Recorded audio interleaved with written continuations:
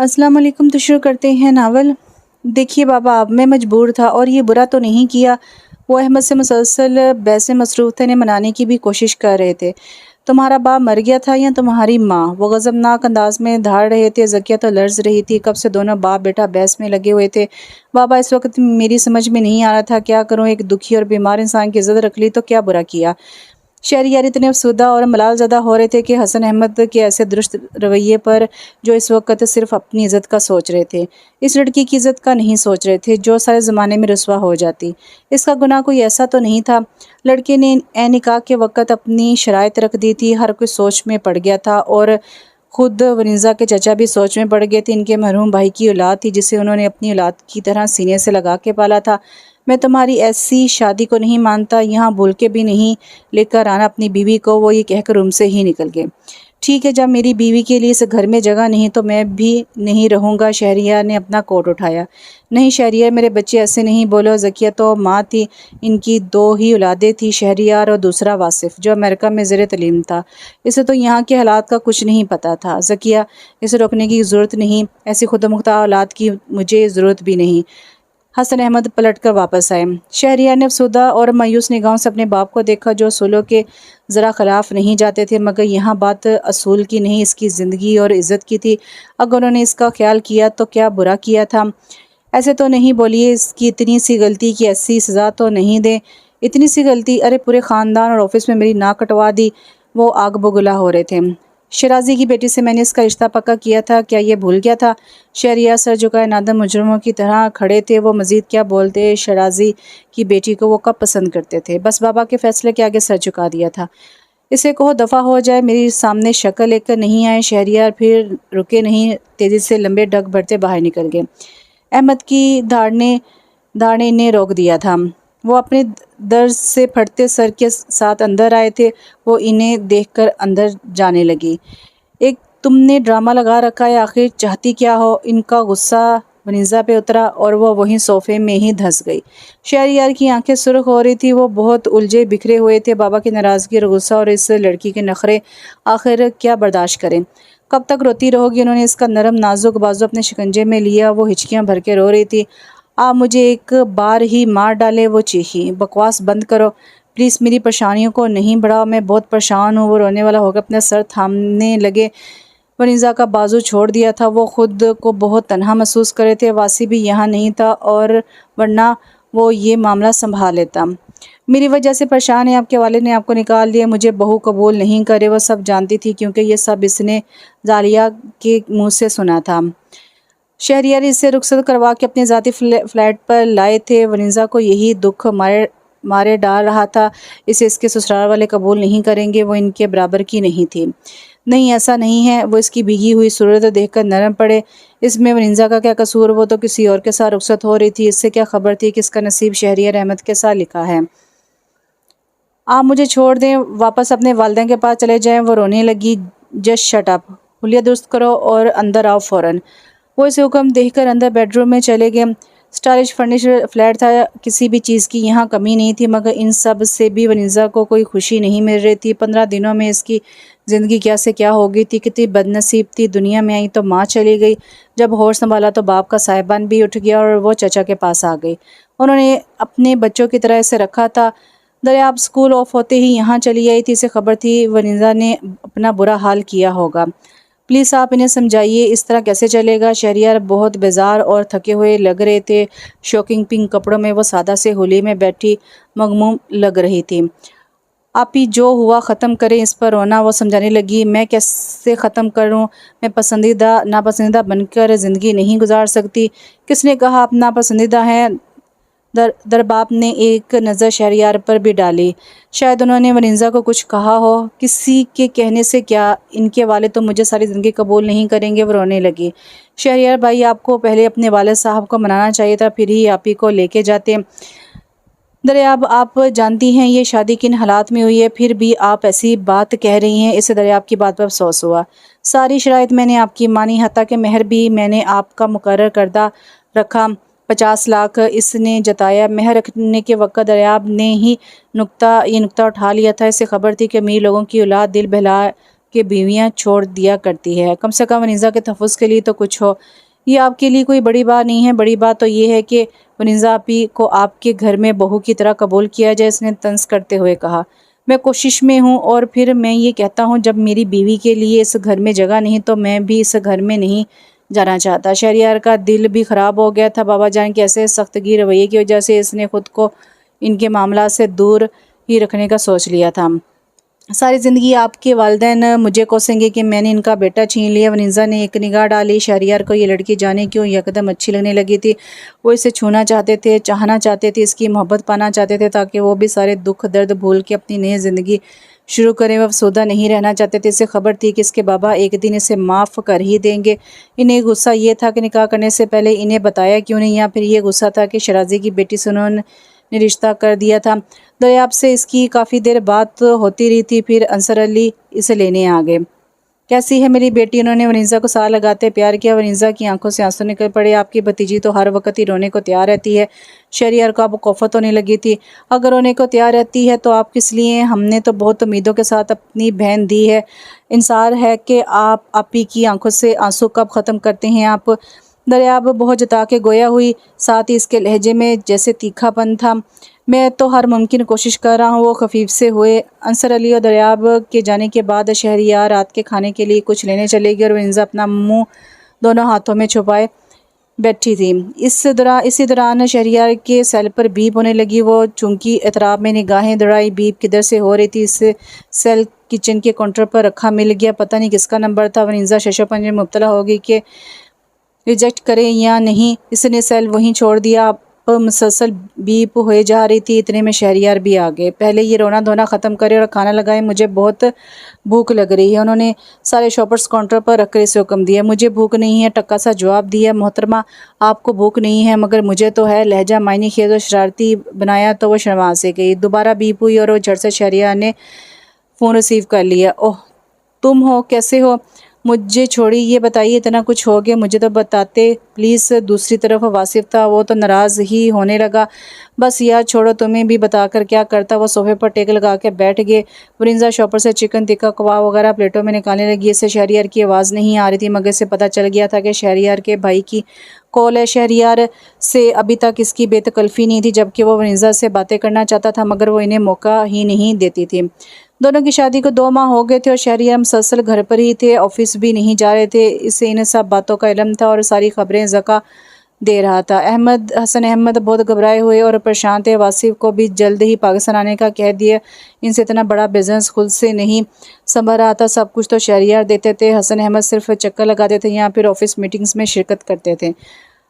बड़े सर बहुत परेशान हैं। 2-3 डीलिंग भी कैंसिल कर दी है। ज़का इसके पास चलाया था। यार मैं क्या कह सकता हूँ, वो बहुत मजबूर बेबस थे।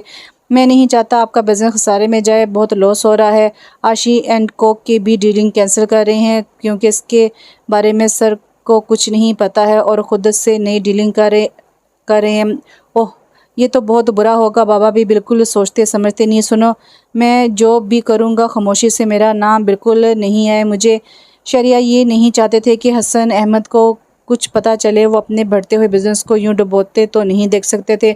Okay sir. वनीज़ा चाय और लज़्ज़ात की ट्रे लिए चली गई। वनीज़ा ट्रे रखकर जा चुकी थी। शहरयार गहरी सोच में थे। ज़का चला गया था और वो इधर उधर काउंटर में लग गए। लैपटॉप भी खोले बैठे थे। वनीज़ा को बोरियत से कोफत होने लगी थी। शहरयार ने पिछले 4-5 घंटों से इससे कोई बात नहीं की थी और ना ही इसकी जानिब तवज्जो दी थी। कुछ कहना है? लैपटॉप की स्क्रीन पर नज़र डाले वनीज़ा को मुखातिब किया। मुझे चचा जान के घर जाना है। वो फ़ौरन ही मुड़ी थी। शहरयार इसकी जानिब मुकम्मल तौर पर मुतवज्जो हो गया था। ब्लैक कपड़ों में सुर्ख सफ़ेद रंगत धमक रही थी। उलझे हुए बाल चेहरे पर पड़े थे। कभी खुद पर भी तवज्जो भी दे लिया करें। कब से गेसुदराज नहीं सवारे? वो मुस्कुराए। जी कल ही तो बनाए थे। वो गड़बड़ा गई। शहरयार सोफे से टेक लगा कर इसे ऐसे ही बगौर देखने लगे। वनीज़ा इसकी आंखों से उलझने लगती थी। निगाहों में खुमार और प्यार का रंग बहुत वाज़ा होता था। आज भी बनाए जा सकते हैं। कपड़ों की भी आपके पास कमी नहीं। हर चीज़ मैंने आपको मुहैया की हुई है, हत्ता कि अपना आप भी, मगर पता नहीं क्यों आप इन सब को इग्नोर किए हुए हैं। लैपटॉप बंद किया। गहरे नीले कमीज शलवार में इनका ऊंचा लंबा कद इसके मुकाबिल था। वनिंजा शर्मा के 2 कदम पीछे हुई। मुझे चचा जान के घर जाना है। वो फिर अपना मुद्दा बयान करने लगी। जी मैंने सुन लिया है, पहले मैं आपका जायज़ा ले लूँ, कहाँ कहाँ कमी है। वो मायने खेजी से मुस्कुराती उसके करीब आ गया। वनिंजा का दिल धक धक करने लगा। शर्मो हया से कानों की लुएं तक सुर्ख हो गई। क्या मतलब? वो पीछे हुई। मतलब मुझे समझाना ही पड़ेगा। उन्होंने इसकी नाजुक कलाई अपने मजबूत हाथ में मोहब्बत से थाम ली। देखो तुम अपना मेरा वक़्त ज़ाया कर रही हो। इतना प्यारा हैंडसम शोहर तुम्हें मिला है, इसकी कदर ही नहीं कर रही। शहरियार की शर्तों में इजाफा होने लगा और इसका दिल धक धक करने लगा। इनकी आंखों में खुमार और लहजे में नरमी लिए हुए था। छोड़िए मुझे। वो अपना हाथ छोड़ने की नाकाम कोशिश करने लगी, मगर शहरियार इसके नज़दीक से नज़दीक तर आगे। क्यों मुझ पर एतवार करना नहीं चाहती? क्या इतना बुरा हूँ जो तुम मेरे करीब आने पर झिझकती हो? ऐसी बात नहीं है, मुझे अपनी किस्मत पर एतबार नहीं है। कभी भी मेरे साथ अच्छी नहीं रही। मुझे इस किस्मत ने कुछ नहीं दिया। वह अफसोदा और गमगीन से लहजे में बोली, किस्मत तुम्हारी बहुत अच्छी है। देखो इतना मोहब्बत करने वाला शोहर मिला है। सिर्फ मजबूरी का सौदा निभा रहे हैं आप और मैं। सारी ज़िंदगी सर उठा के नहीं जी सकती, क्योंकि मिडिल क्लास लड़कियों की ज़िंदगी में आप जैसे अपर क्लास के मर्द नहीं आते। फ़लसफ़ा तो अच्छा है वैसे, हो बड़ी चलाक, खुद को लड़की और मुझे मर्द कहा। वो मजाक में इसकी बात उड़ाने लगे। वनिंजा कसिया कर रह गई। वो कोई भी बात और इन हालात को संजीदगी से क्यों नहीं ले रहे थे। जाओ तैयार हो जाओ, फिर चलती। उन्होंने मुस्कुरा कर इसके दोनों हाथों को चूम लिया। वो कसमसा कर रह गई। इतनी बड़ी बात आपने मुझसे छुपा कर रखी, और वो भाई इन्हें देखें कह रहे हैं कि मेरी फ़िक्र छोड़ दो। वासिफ़ अमेरिका से वापस आ गया था। ये इसका आखिरी साल था। इसे इस साल के एंड में आना था, मगर वो हालात सुनकर जल्दी वापस आ गया था। तुम्हारे पापा ने सख्ती से मना किया था कि मैं तुम्हें कुछ नहीं बताऊं। वो रो रही थी। शहरियार को हर वक्त याद करती रहती थी, मगर छुप छुप के रोती थी। हसन अहमद के गुस्से की वजह से वो अंदर ही अंदर घुल रही थी। मुझे तो ज़क्का ने फ़ोन पर बताया बिज़नेस का भी कितना नुकसान हो रहा है, क्योंकि भाई ही को सब कारोबारी अमूर का पता था। वो इतना परेशान और तफक्कुर ज़दा था, समझ नहीं आ रहा था हालात को कहाँ से समेटना शुरू करे। 2 दिन पहले ही वो आया था। ज़किया बेगम की तबीयत ख़राब थी, वो इनमें लग गया था, इसलिए अभी तक शहरिया की तरफ गया ही नहीं था। वो तो अपनी अना को लेकर बैठे हैं। इसने अगर किसी लड़की को ऐसे वक्त पर हाथ थाम लिए तो क्या हुआ? किसी लड़की की इज्जत ही बच गई। क्या बुराई है? पढ़ी लिखी लड़की है। आपकी तबीयत कैसी है? वासिफ ने इन्हें दुआ दी। पानी का गिलास लेकर इनके करीब ही बेड पर बैठ गया। देखा तो नहीं है, शहरियार मुझे बता रहा था वो अपनी बहू से मिलने के लिए बेचैन थी। सारा अरमान भी निकालना चाहती थी, मगर हसन अहमद की वजह से खामोश होकर बैठ गई। तुम कब जाओगे? शहरियार के पास 6 माह हो गए थे। बेटे की सूरत और आवाज़ को तरसती थी। वो माँ थी, अपनी ममता का तो गला नहीं घोंट सकती थी। आज शाम में जाऊंगा। ज़का से पूछ ली है वो किस फ्लैट में है? तुम्हारे बाबा को खबर नहीं हो? वो डर रही थी। अम्मी आपको डरने की ज़रूरत नहीं है। बाबा मुझ पर कम से कम पाबंदी नहीं लगा सकते। और आप देखना बाबा खुद कहेंगे कि भाई को इस घर में आने को। वासिफ का लहजा पुरतमाद था। वो इरादा बांध के आया था कि वो अपने भाई और भाभी को इस घर में ला कर रहेगा। आप आराम करें, मैं जब तक फ्रेश हो लूँ। वो इनके रूम का दरवाज़ा बंद करके बाहर आ गए। इससे पहले ऑफिस का भी चक्कर लगाना था, बाबा का हुक्म था, जबकि वो शहरियार के बगैर इस ऑफिस में बैठना तक नहीं चाहता था। ब्लैक पैंट पर लाइट पिंक शर्ट में मलबूस चौड़ा सुर्ख सफ़ेद वासिफ खुशबू में बसा लिफ्ट के साइड पर आ गया। इसने अपना दुपट्टा शानों पर बराबर किया और समेट के एक तरफ होगी। लिफ्ट अभी रुकी थी, वो भी वेट करने लगी। कितना परफ्यूम लगाया हुआ है, खूबसूरत और ढंग भी है। हमारे नसीब में ऐसी खूबसूरत लोग कहाँ हो सकते हैं। वनिंजा आपी को मिला भी तो, मगर वो सब कुछ नहीं मिला जो हर लड़की का ख्वाब होता है। सारे अमीर लोग इतने खूबसूरती क्यों होते? इसे देखकर ही लग रहा है काफ़ी अमीर कबीर होगा। खुशबू में भी बहुत आला लगाई हुई इसका जहन सोचे जा रहा था, जबकि वासिफ के चेहरे से लग रहा था कि वो इसे नोट कर रहा है। वो फ़ौरन ही घबरा गई। इस मरदूद लिफ्ट को इतनी देर क्यों लग रही है? नीचे आने में वो तासर ऐसे देने लगी जैसे वो कफ़त में मुब्तला हो। लिफ्ट नीचे आ गई तो वो आगे बढ़ी। वासिफ भी बढ़ा, दोनों का शाना टकराया। मैडम आराम से, इतनी जल्दी भी क्या है? वासिफ ने बर वक़्त तो खुद को संभाला, जबकि वो लिफ्ट की दीवार से लग गई। मुझे वाकई जल्दी है, आप बाद में जाइएगा। इससे लिफ्ट के अंदर इसके साथ जाते हुए घबराहट महसूस हुई। आपको कौन से फ्लोर पर जाना है? वो इस लड़की की घबराने पर मुस्कुराया। बड़ी पुरकशिश लग रही थी। पिंक ट्राउज़र और ब्लू ड्रेस और सर पर दुपट्टा, इसका सरापा खासा दिलकश लग रहा था। मुझे सेकंड पर जाना है। बैग शानों पर सेट किए। मुझे भी इत्तेफाक से वहीं जाना है। वासिफ ने लिफ्ट का बटन प्रेस कर दिया। ज़रा तमीज़ नहीं है किसी लड़की से बात करने की? मैडम मैंने आपसे कोई बदतमीज़ी नहीं की, बल्कि आप ही मेरा जायज़ा आंखें फाड़ फाड़ कर ले रही थी। वो तो शर्मिंदा हो गई। आप यहाँ क्या कर रहे हैं? इसने बेल पर हाथ रखा और वो हैरान और परेशान होगी। मैं अपने भाई के घर आया हूँ। क्या आप पूछने वाली कौन है? डोर खुल चुका था। वासिफ शहरियार इसे देखकर खुशी से उछले और गले से लगा लिया। दरियाब ने हैरत में मुब्तला होकर इन दोनों को देखा। वो सीधी अंदर चलेगी। आपसे मैं सख्त नाराज़ हूँ। पहले ये बताएं भाई कहाँ, भाभी कहाँ है? वो अंदर की तरफ बड़ा शहरिया मुस्कुराते हुए दोनों का तारुफ कराने लगे। अम्मी मुबारक हो, आप दादी जान बनने वाली हैं। वासिफ ने दूसरे दिन नाश्ते के टेबल पर खुश होते हुए बताया। क्या? ज़किया बेगम तो नूरे मसरत से दोनों हाथ ऊपर करके खुशी से शुक्र अदा करने लगी। तुम रात देर से आए थे। मैं शहरियार की और दुल्हन की खैरियत पूछना चाह रही थी। तुम्हारे बाबा की वजह से मैं तुम्हारे कमरे में नहीं, वो बॉयल अंडे टेबल पर रख रही थी। मैंने सोचा आपको इसी वक्त बता दूं क्योंकि बात ही इतनी खुशी की है। शहरियार इसका ख्याल तो रख रहा है ना। वो अपनी बहू की तरफ से फिक्रमंद भी हुई। अम्मी वैसे भाभी के पास किसी का होना ज़रूरी है। भाई जान क्या क्या देखेंगे? वासिफ ने बॉयल अंडे अपने आगे किए। मुझे ले चलना और सारा दिन तो गुजार आऊँगी। अभी तक मैंने देखा तक नहीं। वो खुशी से फूले नहीं समा रही थी। वासिफ फिर तुमने क्या सोचा ऑफिस ज्वाइन करने का? बाबा को अपने बिजनेस की फिक्र थी जो नुकसान का शिकार हो रहा था। शहरियार के हाथ में सारे मामला थे, वही सब कुछ देखते थे, डील करते थे। सॉरी बाबा, मैं भाईजान की सीट पर नहीं बैठूंगा और मुझे अभी बिजनेस के मामला से दूरी रखे। मुझे इन सब का कुछ पता नहीं। इसने साफ दामन बचा लिया। अल्लाह ने दो औलादें दी और दोनों ही नाअब्द अंदेश और अपनी चलाने वाली। वो गुस्से में आ गया। बाबा मैं ऑफिस ज्वाइन करने से मना नहीं करा मगर अभी नहीं। वो नाश्ता ख़त्म कर चुका था। ज़किया चुप थी। हसन अहमद आजकल बिला वजह गुस्सा करने लगते थे। शहरियार ने पता नहीं क्या क्या फैला रखा है, मैं कहाँ से हैंडल करूँ। और वो ज़का इसे भी कुछ पता नहीं है। वो बहुत बेजार और परेशान हो रहे थे। भाईजान को वापस बुला लें क्योंकि बिज़नेस के मामला इन्हीं पर सूट करते हैं। बाबा आप क्यों इनमें उलझ रहे हैं? इसे नॉर्मल अंदाज में कहा। मुमकिन नहीं। वो चेयर घसीट कर बैठ गए। अब तो इसकी सज़ा ख़त्म कर दे। आप दादा बनने वाले हैं। ज़किया ने इन्हें बताया। मुझे इसकी ज़रूरत नहीं है, इसके बगैर भी मैं बिज़नेस हैंडल कर सकता हूँ। उन्होंने दादा बनने की बात को इग्नोर कर दिया। बाबा इतना गुस्सा अच्छा नहीं। भाईजान ने कोई गलत काम नहीं किया, शादी कर ली है, वो भी आपको बताए बगैर। आप हालात भी तो सुने क्या थे? वासिफ शहरियार की हमायत में बोल रहा था। हसन अहमद ने इसे मलाल निगाहों से देखा। शराजी से मेरी बात ख़राब की, मेरी तो इज़्ज़त 2 कौड़ी की करवा दी। वो तेज़ लहजे में गोया हुए। शराजी अंकल को अपनी बेटी के लिए एक से एक रिश्ते मिल जाएंगे। ज़रूरी है भाईजान ही से ही इनकी होती। तुम कान खोल कर सुन लो, शराजी की बेटी से तुम्हारी शादी होगी। वासिफ वो तो उछल ही गया। ज़किया तो होश खो गई। हसन अहमद ऐसे ही अपने अचानक फैसलों के धमाके करते थे। मैंने बात कर ली है, डायरेक्ट शादी होगी। वो अपना आखिरी फैसला सुना चुके थे। बाबा मैं बिल्कुल भी इसके हक में नहीं हूँ। क्यों? क्या तुमने भी वहाँ बाहर कोई शादी वादी तो नहीं कर ली? इनका अंदाज तंजिया हो गया। बाबा मैं वहाँ पढ़ने गया था, शादी नहीं। वो पैर पड़कता हुआ डाइनिंग हॉल से ही निकल गया। आप क्यों ऐसा कर रहे हैं? हमारे 2 ही बेटे हैं, क्यों इन्हें दूर कर रहे हैं? ज़किया तो रोने लगी। तुम चुप करो, वो उकता गए। हसन अहमद शहरियार के जाने से बहुत बेकल और परेशान थे। शहरियार ने ही सारी जिम्मेदारी उठाई हुई थी। अब इन पर यह जिम्मेदारी पड़ी तो वो झंझलाए और खसाने हो गए थे। अपने बेटे को समझा देना, मैं शराजी को हाँ कर चुका हूँ। अपने फैसले से ज़रा भी हटने को तैयार नहीं थे।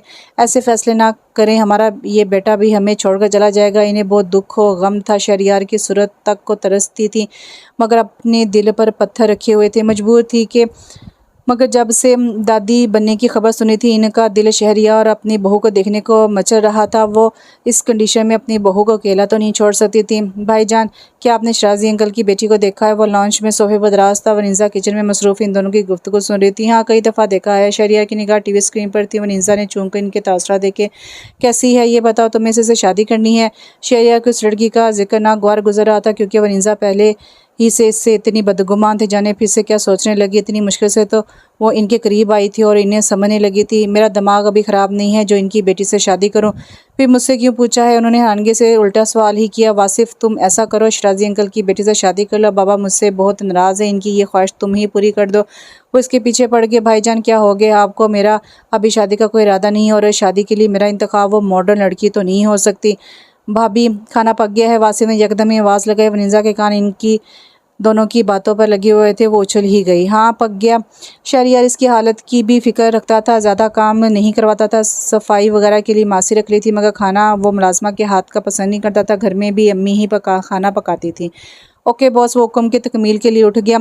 आप दूसरी शादी भी तो कर सकते हैं, कम से कम बाबा आपको घर में तो रख लेंगे। वो ट्रे टेबल पर रखते हुए मैं एक शादी करके बाज आया और अभी मैं तुमसे बेजार नहीं हुआ, दूसरी शादी कर लूँ। उन्होंने वनीज़ा को पीछे से अपनी बाहों के हिसार में लिया तो वो घबरा गई। क्या है, मैं काम कर रही हूँ, हर वक्त काम करती रहती हूँ, कभी मेरे पास भी बैठ जाया करो। उन्होंने मुँह बसुर कर कहा। वो इससे हर वक्त फ्रेश और खुशगवार अंदाज में मुखातिब होते थे। मैं आपसे जो बात किया करूँ इसे घुमाया न करे। वो खूबी से इन्हें गुने लगी। टेबल सेट कर ली थी, सिर्फ रोटियों का इंतज़ार था जो वासिफ लेने गया था। क्यों हर वक्त मेरी शादी के चक्कर में उलझी रहती हो? शुक्र अदा करो, इतना कदर और मोहब्बत करने वाला शौहर मिला है।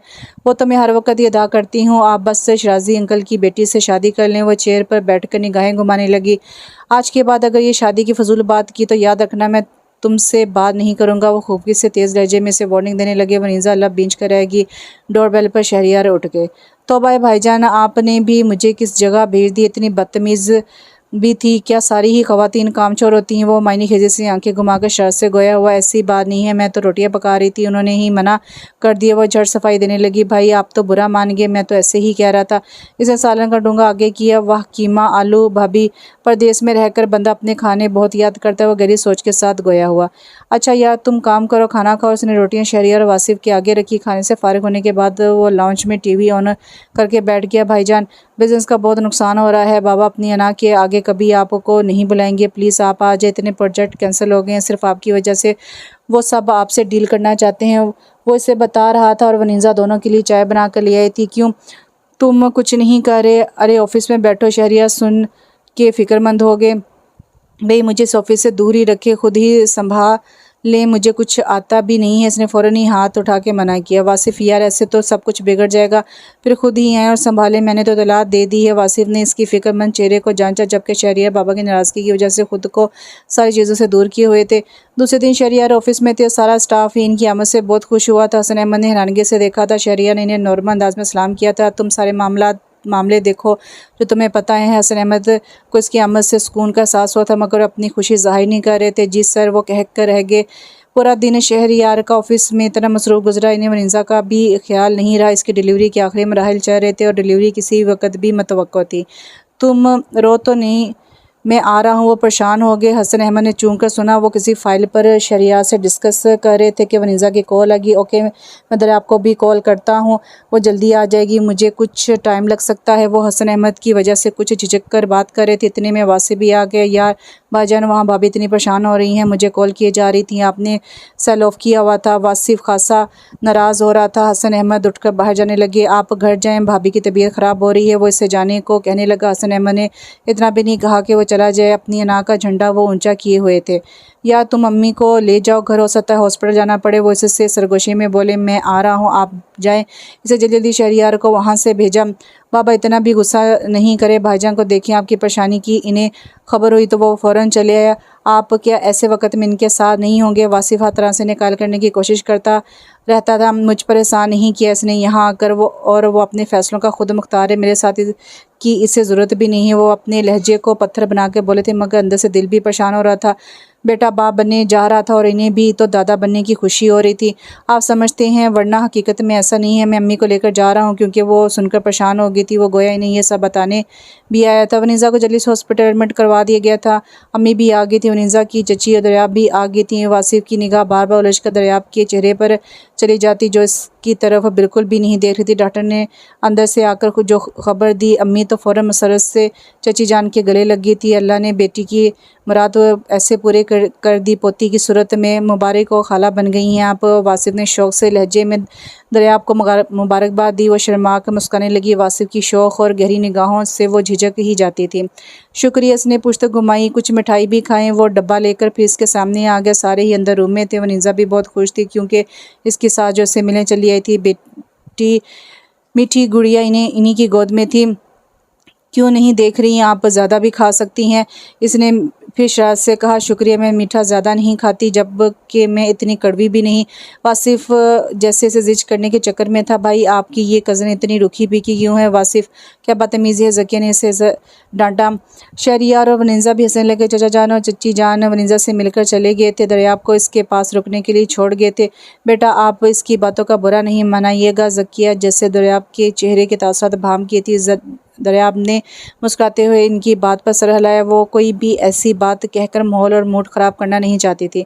ज़किया रात तक तो वनीज़ा के पास ही रुकी थी, मगर फिर हसन अहमद की वजह से उठ गई थी। 3 दिन बाद वनीज़ा को डिस्चार्ज कर दिया गया था। ज़किया बच्ची के लिए बहुत से कपड़े और दीगर सामान लेकर आई थी। वनीज़ा को खुद अंदाज़ा नहीं था वो बेटी की पैदाइश पे इतनी खुश होंगी। हमारी बेटी अपनी खुश नसीब है, दादी खुद चली आई हैं, देखना इसके दादा भी आ जाएंगे। शहरिया के लहजे में यकीन था, नन्ही गुड़िया इतनी प्यारी थी, वो इसे देखकर फूले नहीं समा रहे थे। इसका नाम क्या रखेंगे? वनीज़ा बेड की बैक क्रॉन से टेक लगा कर बैठी हुई थी, काफ़ी कमज़ोर और जर्द हो रही थी। इसका नाम वासिफ रखेगा। आप अपनी अम्मी से कहीं वो रखें। वनीज़ा ने कहा, अम्मी और वासिफ का मुश्तरका तजवीज़ करदा ही होगा, तुम बेफिक्र हो। वो बच्ची को बहुत आराम से इसके पहलू में लटाने लगे। वो खुद रो रही तो भाई थे। अम्मी को और बाबा को कितना शौक, वो खुद दो ही तो भाई थे। अम्मी को और बाबा को कितना शौक था कि बेटी भी हो। इनकी ये ख्वाहिश इस तरह पूरी होगी थी। शहरियार ने शौक और शाती लहजे में बोलते हुए इसे मीठी मीठी निगाहों से देखा था। इसे शहरियार को ऐसे अंदाज में पहली दफ़ा देखा था, शायद बेटी की खुशी थी। इसे नहीं पता था कि बेटी इतनी खुश नसीब होती है। तुम देखना एक दिन बाबा भी राज़ी हो जाएंगे। इनके लहजे में हसरत और उम्मीद थी। कभी वो बाबा के फैसलों से इख्तलाफ नहीं करते थे, मगर यूँ अचानक से शादी का फैसला सिर्फ मजबूरी के तहत किया था। इन्हें बाबा के शदीद रद्द-ए-अमल का अंदाज़ा नहीं था। मुझे तो अभी तक ये हैरानगी है, बाबा इतने सख्त कैसे बन गए? ज़ाहिर है आपने अपने से कमतर लोगों की लड़की से शादी की है, आपके स्टेटस से मैच तो नहीं खाती। वनीज़ा को भी अफसोस और दुख रहता, इसकी वजह से शहरिया अपने घर से बेघर हो गए थे। इनकी कौन सी किस्मत ऐसी थी जो अपने से ऊंचे ख्वाब देखती। हमेशा अब्बू की बताई हुई बातों पर अमल किया था। अम्मी तो इसकी पैदाइश पर ही चल बसी थी, इसने तो माँ का सुख महसूस नहीं किया था। अब्बू की वफ़ात भी चंद माह पहले ही तो हुई थी। वो इससे चचा जान के हवाले करके इस दुनिया से चले गए थे। कितना रोई थी, कोई रिश्ता भी इसके पास नहीं रहा था। चचा जान और चची जान ने बहुत मोहब्बत से रखा था।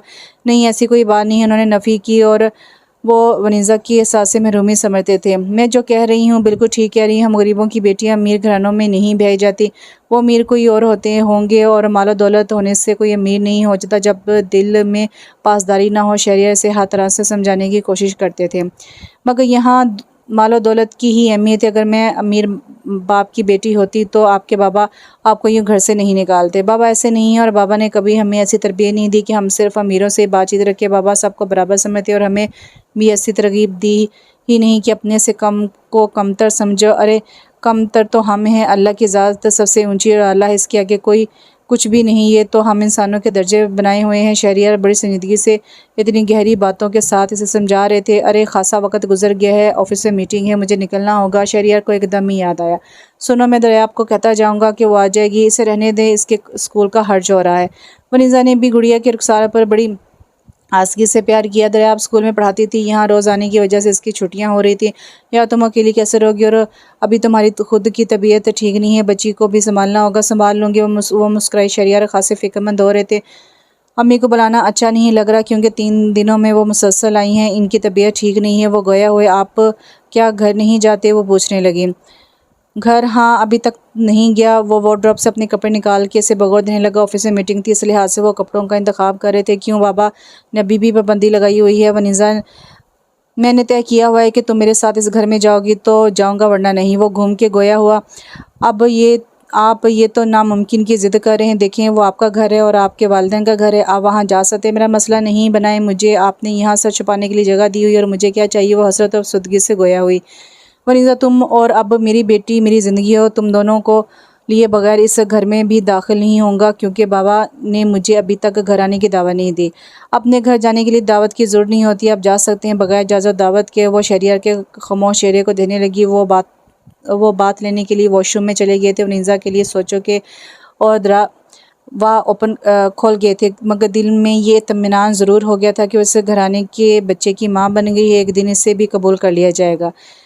शुक्र है इस मालिक का, इसने हमारी बच्ची को खैर खैरियत से फ़ारिग किया। अब बस यही दुआ है कि सास ससुर इसे घर भी ले जाएं। सलमा ने कभी वनीज़ा और अपनी बेटियों में फ़र्क नहीं किया था। वनीज़ा को भी अपनी औलाद की तरह ही प्यार करती थी।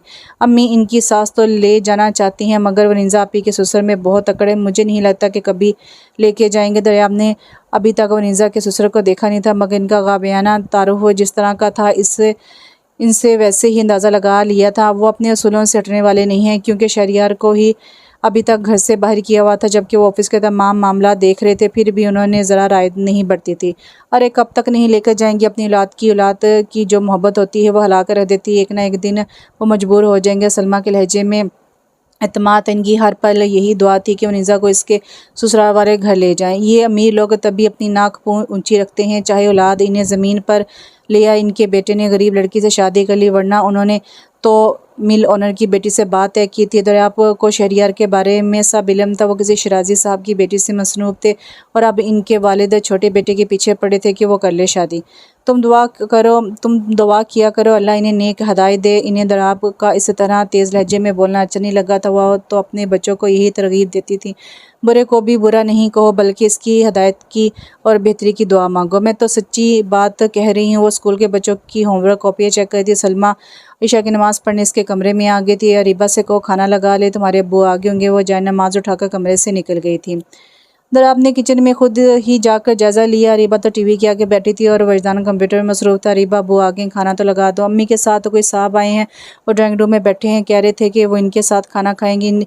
इसने टीवी पर निगाहें मरकूज़ की, तफसील से बताया कौन है। दरियाब को खटका महसूस हुआ, पता नहीं ये तो इनके जाने के बाद ही पता चलेगा। दरियाब और अरीबा ने खाने के लिए बर्तन वगैरह सेट करके वजदान से खाना लगवाया और ख़ुद वो लोग बरामदे में दस्तरखान लगा के खाने बैठ गई थी।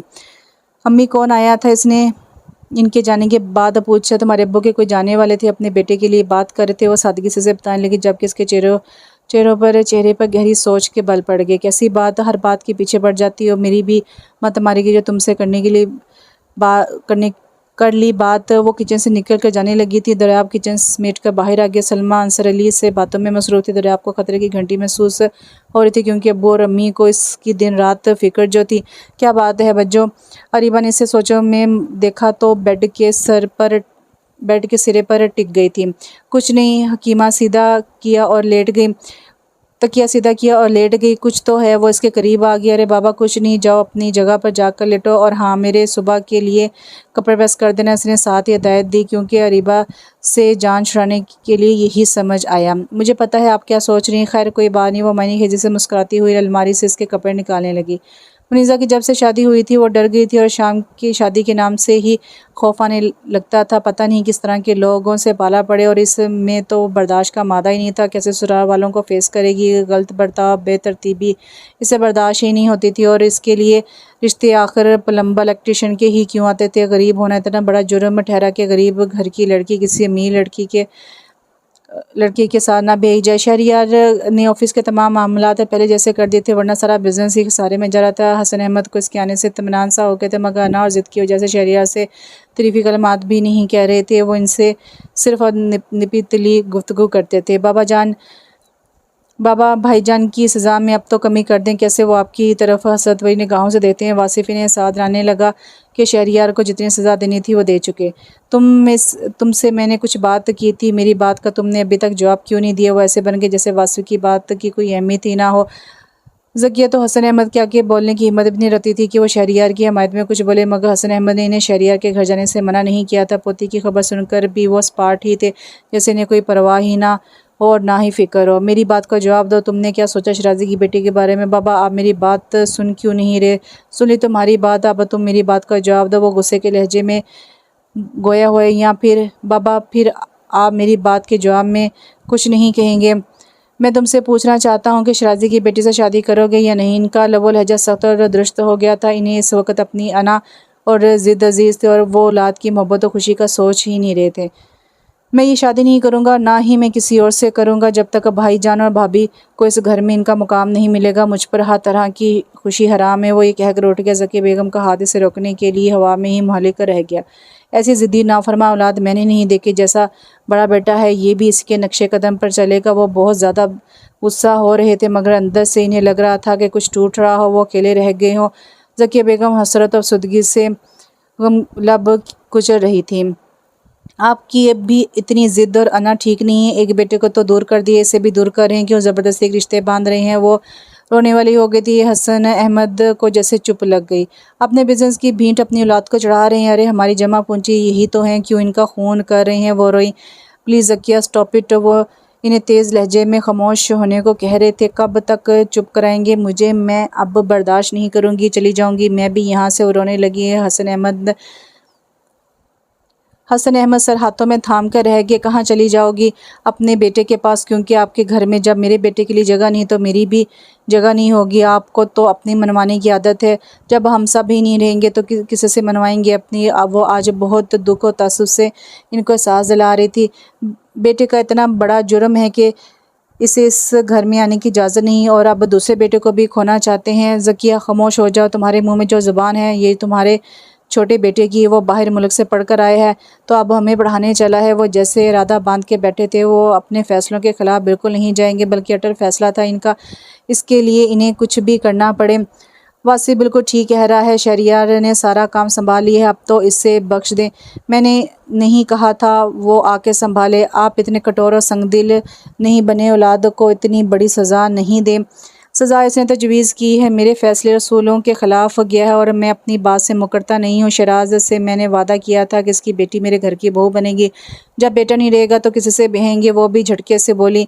इस खाली घर में ले आए हो? वासिफ़ इन दोनों की गुफ्तगू बाहर इस खाली घर में ले आए। वासिफ़ इन दोनों की गुफ्तगू बाहर कॉरिडोर में खड़ा सुन रहा था। वासिफ़, ये तुमने अच्छा नहीं किया, जो बाबा कहते हैं मान लो। भाईजान, आप ये कह रहे हैं? वो 2 दिन से इधर ही रह रहा था, इसने बाबा की ज़िद और तमाम बातें ने बता दी थी। ज़बरदस्ती के रिश्ते कभी मजबूत नहीं रहते। और भाईजान, मैं शराजी अंकल की बेटी से मिला हूँ, इसका कोई इरादा नहीं मुझसे शादी करने का। वो एक पर्सनल काम के सिलसिले में शराजी अंकल की बेटी से मिला था, जो थी तो मुख्तलिफ लड़की, मगर इसकी बातों से वासिफ ने अंदाज़ा लगाया था वो किसी और को पसंद करती है। मैं बाबा का हुक्म नहीं मान सका, तुम ही इनकी ये ख्वाहिश पूरी कर दो। निज़ा ने चूम कर सर उठाया। वो सभी आयशा को उठाए इसी इधर ही आ रही थी। इसने शहरियार के लहजे की अफसुदगी भी महसूस की थी। आपको मैं इजाज़त देती हूँ, आप बाबा की बात मान लें। दोनों ने ही चूम कर आवाज़ पर देखा था, वो इनके सामने ही खड़ी थी। भाभी, आपकी तबीयत तो ठीक है? वासिफ को का सोफे से उठ बैठा। नहीं, इन्हें एहसास हो रहा है ये सब मेरी वजह से हुआ है, आप गलत समझ रही हैं। लाइए आयशा को दें, आज अम्मी आएंगी अपनी पोती को देखने। वो दूसरी बात करने लगा। आयशा नाम भी ज़किया बेगम ने ही रखा था। इन्हें वनिज़ा का 1.25 महीना नहीं हुआ था, अभी वनिज़ा का 1.25 महीना नहीं हुआ था। ज़किया बेगम घर से खाना पकवा कर भेज रही थी, जबकि दराब भी आती रहती थी। वो भी खासे काम करके जाती थी। वासिफ, बाबा जो कहते हैं मान लो। देखें भाभी, शराजी अंकल की बेटी शादीशुदा और एक बच्ची के बाप से तो बिल्कुल भी शादी नहीं करेगी। इसने आशा से खेलना शुरू कर दिया था। अभी वो चंद दिनों की थी, ज़्यादातर सोती रहती थी। तुम इन बातों को नहीं सोचो जो मैं वासिफ को समझा रहा हूँ कि वो बाबा की बात मान ले और फिर कॉलेज से ये यहाँ आए। बाबा क्या सोचते होंगे? शहरियार ने झट वनीज़ा के ज़हन को साफ़ किया था, जो शायद कुछ उल्टी सीधी सोच रही थी। मुझे समझाने की ज़रूरत नहीं है, मैं बात ख़त्म करके आया हूँ। इसी दौरान डोरबेल बजी। अम्मी होंगी। वासिफ ने आशा को बेबी कॉट में लटाया और इसे जलाने लगी। ओह भाई, आज तो बड़े बड़े लोग तशरीफ़ लाए हैं। वनिज़ा की चची अपनी दोनों बेटियों के साथ आई थी। वासिफ दरियाब को कासनी लॉन के प्रिंट कपड़ों में मलबूस देखकर शौक हो गया। वो झिझक कर रह गई। कैसी है गुड़िया? दरियाब ने इसे गोद में उठाया। गुड़िया का नाम आयशा रख दिया है, वासिफ ने मुस्कुराते हुए बताया। वाह, बहुत प्यारा नाम है, इसने इसके रेशमी जैसे गालों को प्यार किया। तुम बताओ, तुम्हारी तबीयत कैसी है? चची जान ने वनिज़ा से पूछा। राइट साइड में बहुत दर्द हो गया था, रात को डॉक्टर ने दवाई लिख कर दी थी, वो खाई तो ठीक हो गया। दराब, किचन तो आपको संभालना पड़ेगा, चाय वगैरह बना लो। शहरियार ने मुस्कुरा के से कहा। एकदम रुक जाए, मैं खुद बना लूँगी। वनिज़ा इन सब के बैठने के बाद कहा। भाभी बना दें, चाय का बहुत मूड हो रहा है। वासिफ चाय का सुनकर रह नहीं सका, जबकि 2 दफ़ा खुद बना के पी चुका था। वासिफ, अपनी चाय नहीं हुई क्या? तुम बाहर भी इतनी ही चाय पीते रहते हो? नहीं, मैं वहाँ इतनी नहीं पीता था, बस मुझे वैसे ही चाय। इसके मायनी खेज निगाह दराब पर पड़ी। वो लम्ब बीच दराब किचन में थी। ज़किया बेगम भी आ गई थी। चची जान की इनसे बातें शुरू हो गई थी। खाना पकाना आता है? वो मौका देखकर किचन के काउंटर के साथ खड़ा हो गया था। दराब चिकन का कौरमा पका रही थी, जबकि ज़किया बेगम घर से भी खाना लाई हुई थी। वासिफ की फरमाइश लिस्ट ही इतनी लंबी थी, इन्हें आते आते भी इशा हो गई थी। आपको क्या नज़र आ रहा है? इसने बेरुखी और नागवारी से तंज़िया जवाब दिया। अक्सर लड़कियां काम वगैरह से भागती हैं, वो आप जैसे अमीर घरानों की लड़कियां भागती हैं। वो बदस्तूर काम में मसरूफ़ थी, मगर वासिफ की मौजूदगी हाथ पैरों में कपकपाहट पैदा कर थी। जब से आई थी इस वक्त से इसे ही नोट कर रहा था। या आप कैसे कह सकती हैं? वासिफ मुस्कुराए। मोहतरमा खासी ख़ाइफ़ हैं अमीर लोगों से, वो सोच भी रहा था। मैं कैसे कह सकती हूँ? क्या ये नहीं है? वो अपना आंचल निशानों पर बराबर करती पुश्त फेरे काम में मगन थी। जब तक आपको किसी बात का पता नहीं हो, इस पर शोर नहीं रहना चाहिए। वासिफ को बखूबी अंदाज़ा हो गया था वो अमीर लोगों को खासा नापसंद करती है। प्लीज़ मुझे फजूल बातों में नहीं उलझाइए, अपना काम कीजिए। दरियाब का लहजा नागवार और तलख हो गया था। वासिफ को ये लड़की आस्ता सा दिल में घर करती हुई लग रही थी। इसे ऐसे ही साफ गो और बनावट से पाक लड़की पसंद थी। मैं अपना काम ही तो कर रहा हूँ। इसके करीब आकर फिश खोला तो दरियाब उछल गई। मसूर कुन महक इसकी नज़रों से टकराई तो वो घबरा कर पीछे हो गई। दरियाब ये रोटियाँ पकाना इस बाजार के कुंवारों की। वनिजा भी किचन में चली आई। वासिफ मुस्कुराता हुआ ड्राइंग रूम में चला गया। मैं पका लूँगी। वो जानकर भी रोटियां खुद पकाना चाह रही थी ताकि वासिफ को मौका ना मिल जाए। मैं इसके मुतालिक क्यों सोचने लगी। उसने झट अपना सर भी झटका। वनिजा का 1.25 महीना भी गुजर गया था। शहरियार की मसरूफियात बिजनेस में बढ़ गई थी। हसन अहमद इससे कोई भी बात नहीं करते मगर अपना काम ठीक तरीके से कर रहा था। क्या बात है, आज ज़्यादा ही गमगीन महसूस हो रही है। वनीज़ा ने फिक्रमंदी से पूछा। ना ना नहीं तो बस यूं ही वो फिर दराज हो गया। आयशा किधर है? वो झट उठ के भी बैठ गए। वासिफ घर ले गया है, इसने मुस्कुराकर बताया। अरे यार तुमने क्यों भेजा? बाबा का गुस्सा देखा और फिर वो इतनी छोटी सी है, बार बार फीट करती है। शहरियार का तो बेटी की फिक्र होने लगी। सारा सामान साथ देकर भेजा। अम्मी का भी दिल कर रहा था देखने को, वो खुद भी संभाल लेती हैं, परेशान नहीं हो। वो इत्मीनान दिलाने लगी। तुम कैसी माँ हो, एक नन्ही सी बच्ची को भेज दिया। वो नाराज़ होने लगे। नन्ही सी बच्ची अपने घर वालों के पास गई है, मुझे ये खुशी है। और देखिएगा कि आपके बाबा भी अपनी पोती से मुँह नहीं फेर सकेंगे। वो इनके करीब ही बैठ गए। अल्लाह करे ऐसा ही, उन्होंने दिल में दुआ की। अच्छा बात तो सुनिए, वो शराजी अंकल की बेटी का मामला कहाँ तक पहुँचा? इसने फिर पूछा। वासिफ बता रहा था बाबा को चुप लगी हुई है। वासिफ तो बिल्कुल भी तैयार नहीं है इससे शादी की। वनीज़ा ने पुरसोच अंदाज में कहा। आज ऑफिस में शराजी अंकल बाबा से पता नहीं क्या कर रहे थे। दोनों मीटिंग रूम में बैठे थे। फ़िज़ा भी आई थी, वो भी काफ़ी देर में गई। शराजी अंकल और फ़िज़ा का मूड कुछ ख़राब था। मूड नहीं, पता नहीं क्या बातें हो रही थी। वनीज़ा इस नतीजे पर पहुंचने की कोशिश कर रही थी। ज़रूर शादी ही का मौजू होगा। मैं कैसे पता लगाता? वासिफ होता तो वो पूछता। शराजी अंकल के जाने के बाद से ही बाबा को चुप लगी थी। शहरियार को फ़िक्र भी हो रही थी वो पार्टनरशिप तोड़ दें। अच्छा एक बात तो बताएं, मैं आपके बिज़नेस में इनका कितना % हिस्सा होता है? अच्छा एक बात तो बताएं, आपके बिज़नेस में इनका कितना % हिस्सा होता है? इसने पूछा। ज़्यादा तो नहीं, क्योंकि मैं तो शुरू से ही बाबा से ही कहता आ रहा था कि किसी की भी पार्टनरशिप नहीं रखी। हमें ज़रूरत भी क्या है, अल्लाह का शुक्र है वो कदर तवक्कुफ के बाद गोया हुए। शराजी अंकल को अपने बिज़नेस में खसारा हुआ था। वो ज़बरदस्ती बाबा के पीछे पड़ गए थे कि मुझे भी शामिल कर लो। बाबा ने दोस्ती की वजह से शामिल किया, लेकिन मुझे हालात कुछ ठीक नहीं लग रहे थे। उन्होंने बातों से अंदाज़ा कर लिया था कुछ ना कुछ होने वाला है। अरे तुम भी क्या बातें लेकर बैठ गई? मेरा सेल दो, मैं अपनी बेटी का पता करता हूँ। वो रो तो नहीं रही? शहरियार को आयशा की फ़िक्र हो रही थी। वनीज़ा मुस्कुराने लगी और फिर अपने अधूरे काम समेटने लगी। खाना तो वो दिन में पका लेती थी, 2 लोगों का पकाना भी कौन सा ज़्यादा होता था। वासिफ अगर आता था तो वो ज़्यादा एहतमाम करती थी। नन्ही आयशा कोर्ट में लेटी तफक्कर नज़र से सब की तरफ देख रही थी। घर की मुलाजमा इसके पास बैठी हुई थी। ज़किया इसका दूध बनाने गई हुई थी। हसन अहमद की निगाह इस पर बार-बार पड़ रही थी। खून जोश मारा था। ऑफिस से वो कितने उलझे हुए आए थे, मगर इस नन्ही गुड़िया को देख ऐसा लग रहा था सब भूल गए हों। कब तक निगाह चुराते? आखिर को वो इसके पास आके बैठ गई। मुलाजम उठकर चली गई। ज़किया बेगम ने हैरानगी से देखा। आयशा को वो गोद में उठाए हुए थे। ज़किया बेगम पर तो शादी मर्कतारी हो गई। उन्होंने अपने रब का शुक्र अदा किया। हसन अहमद पोती को सीने से लगाए हुए थे। वो बच्ची को यहाँ अकेला छोड़ के कहाँ चली गई थी? वो भरम होने लगे थे, मगर इनके चेहरे से ये अंदाज़ा नहीं हो रहा था कि वो ज़बरदस्ती बोझ उठा के बैठे हैं। फीडर बनाने गई थी। इस नामाकूल की बेटी बहुत प्यारी है। उन्होंने बच्ची के माथे पर प्यार किया। वासिफ भी झूमता हुआ आ रहा था। शहरियार से सेल पर बात हुई थी। वो आयशा के लिए फ़िक्रमंद हो रहे थे। नन्ही सी बच्ची को इसकी माँ से इतना दूर रखा हुआ है। वो खूबगी से निगाह चुरा कर गोया हुए। बाबा आपने भी तो एक बेटे को इसकी माँ बाप से दूर रखा हुआ है। वासिफ का ऐसा गैर मुतवक्का जुमला सुनकर वो लाजवाब हो गए। ज़किया बेगम आंखों में से तनबीह करने लगी। ये बात कहने वाले तुम क्या हमारे बाप होते हो जिसने मेरी कौन सी मानी है जो वो खुद को दूर किए हुए बैठा है? वो दृष्ट लहजे में खासे बिगड़े हुए अंदाज में बोल रहे थे। वासिफ जज्बर हो गया था मगर फ़ौरन ही संभल गया।